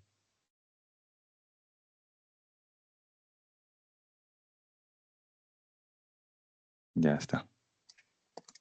Y cuando un cuerpo o sistema cumple simultáneamente ambas condiciones de equilibrio, recién ahí se plantea que el cuerpo o el sistema se encuentra en equilibrio. Si solamente cumple la primera o solamente cumple la segunda condición de equilibrio, entonces ese cuerpo o sistema no se encuentra en equilibrio. Debe de cumplir simultáneamente ambas condiciones para que el cuerpo o sistema se encuentre estrictamente en equilibrio. Ahora, quizás a esta primera condición de equilibrio ya lo han visto antes, pero con otro nombre. No sé, a ver por ahí, ¿lo reconocen esto? A la primera condición de equilibrio.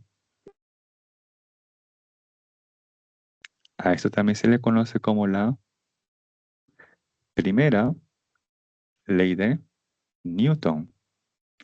Entonces la primera ley de Newton es análogo, es equivalente a la primera condición de equilibrio.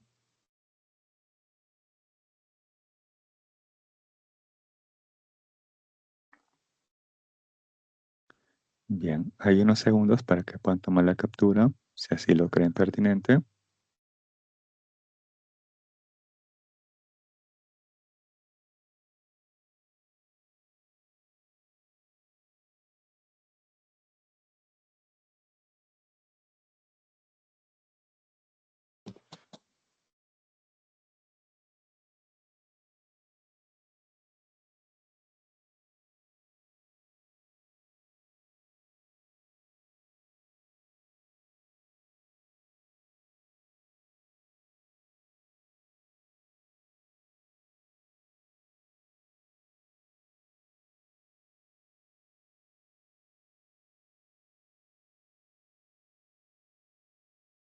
Bien, antes de despedirme, les voy a dejar aquí las claves, por si acaso, de los ejercicios de casa o los ejercicios propuestos.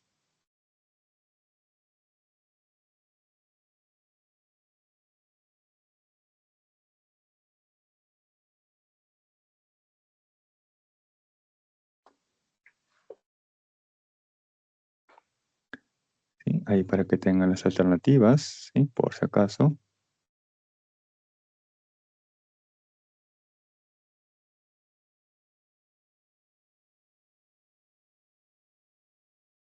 Bien, entonces eso sería todo por hoy. Cuídense mucho y conmigo será hasta la siguiente semana. Nos vemos, sigan estudiando y pasen bonita noche.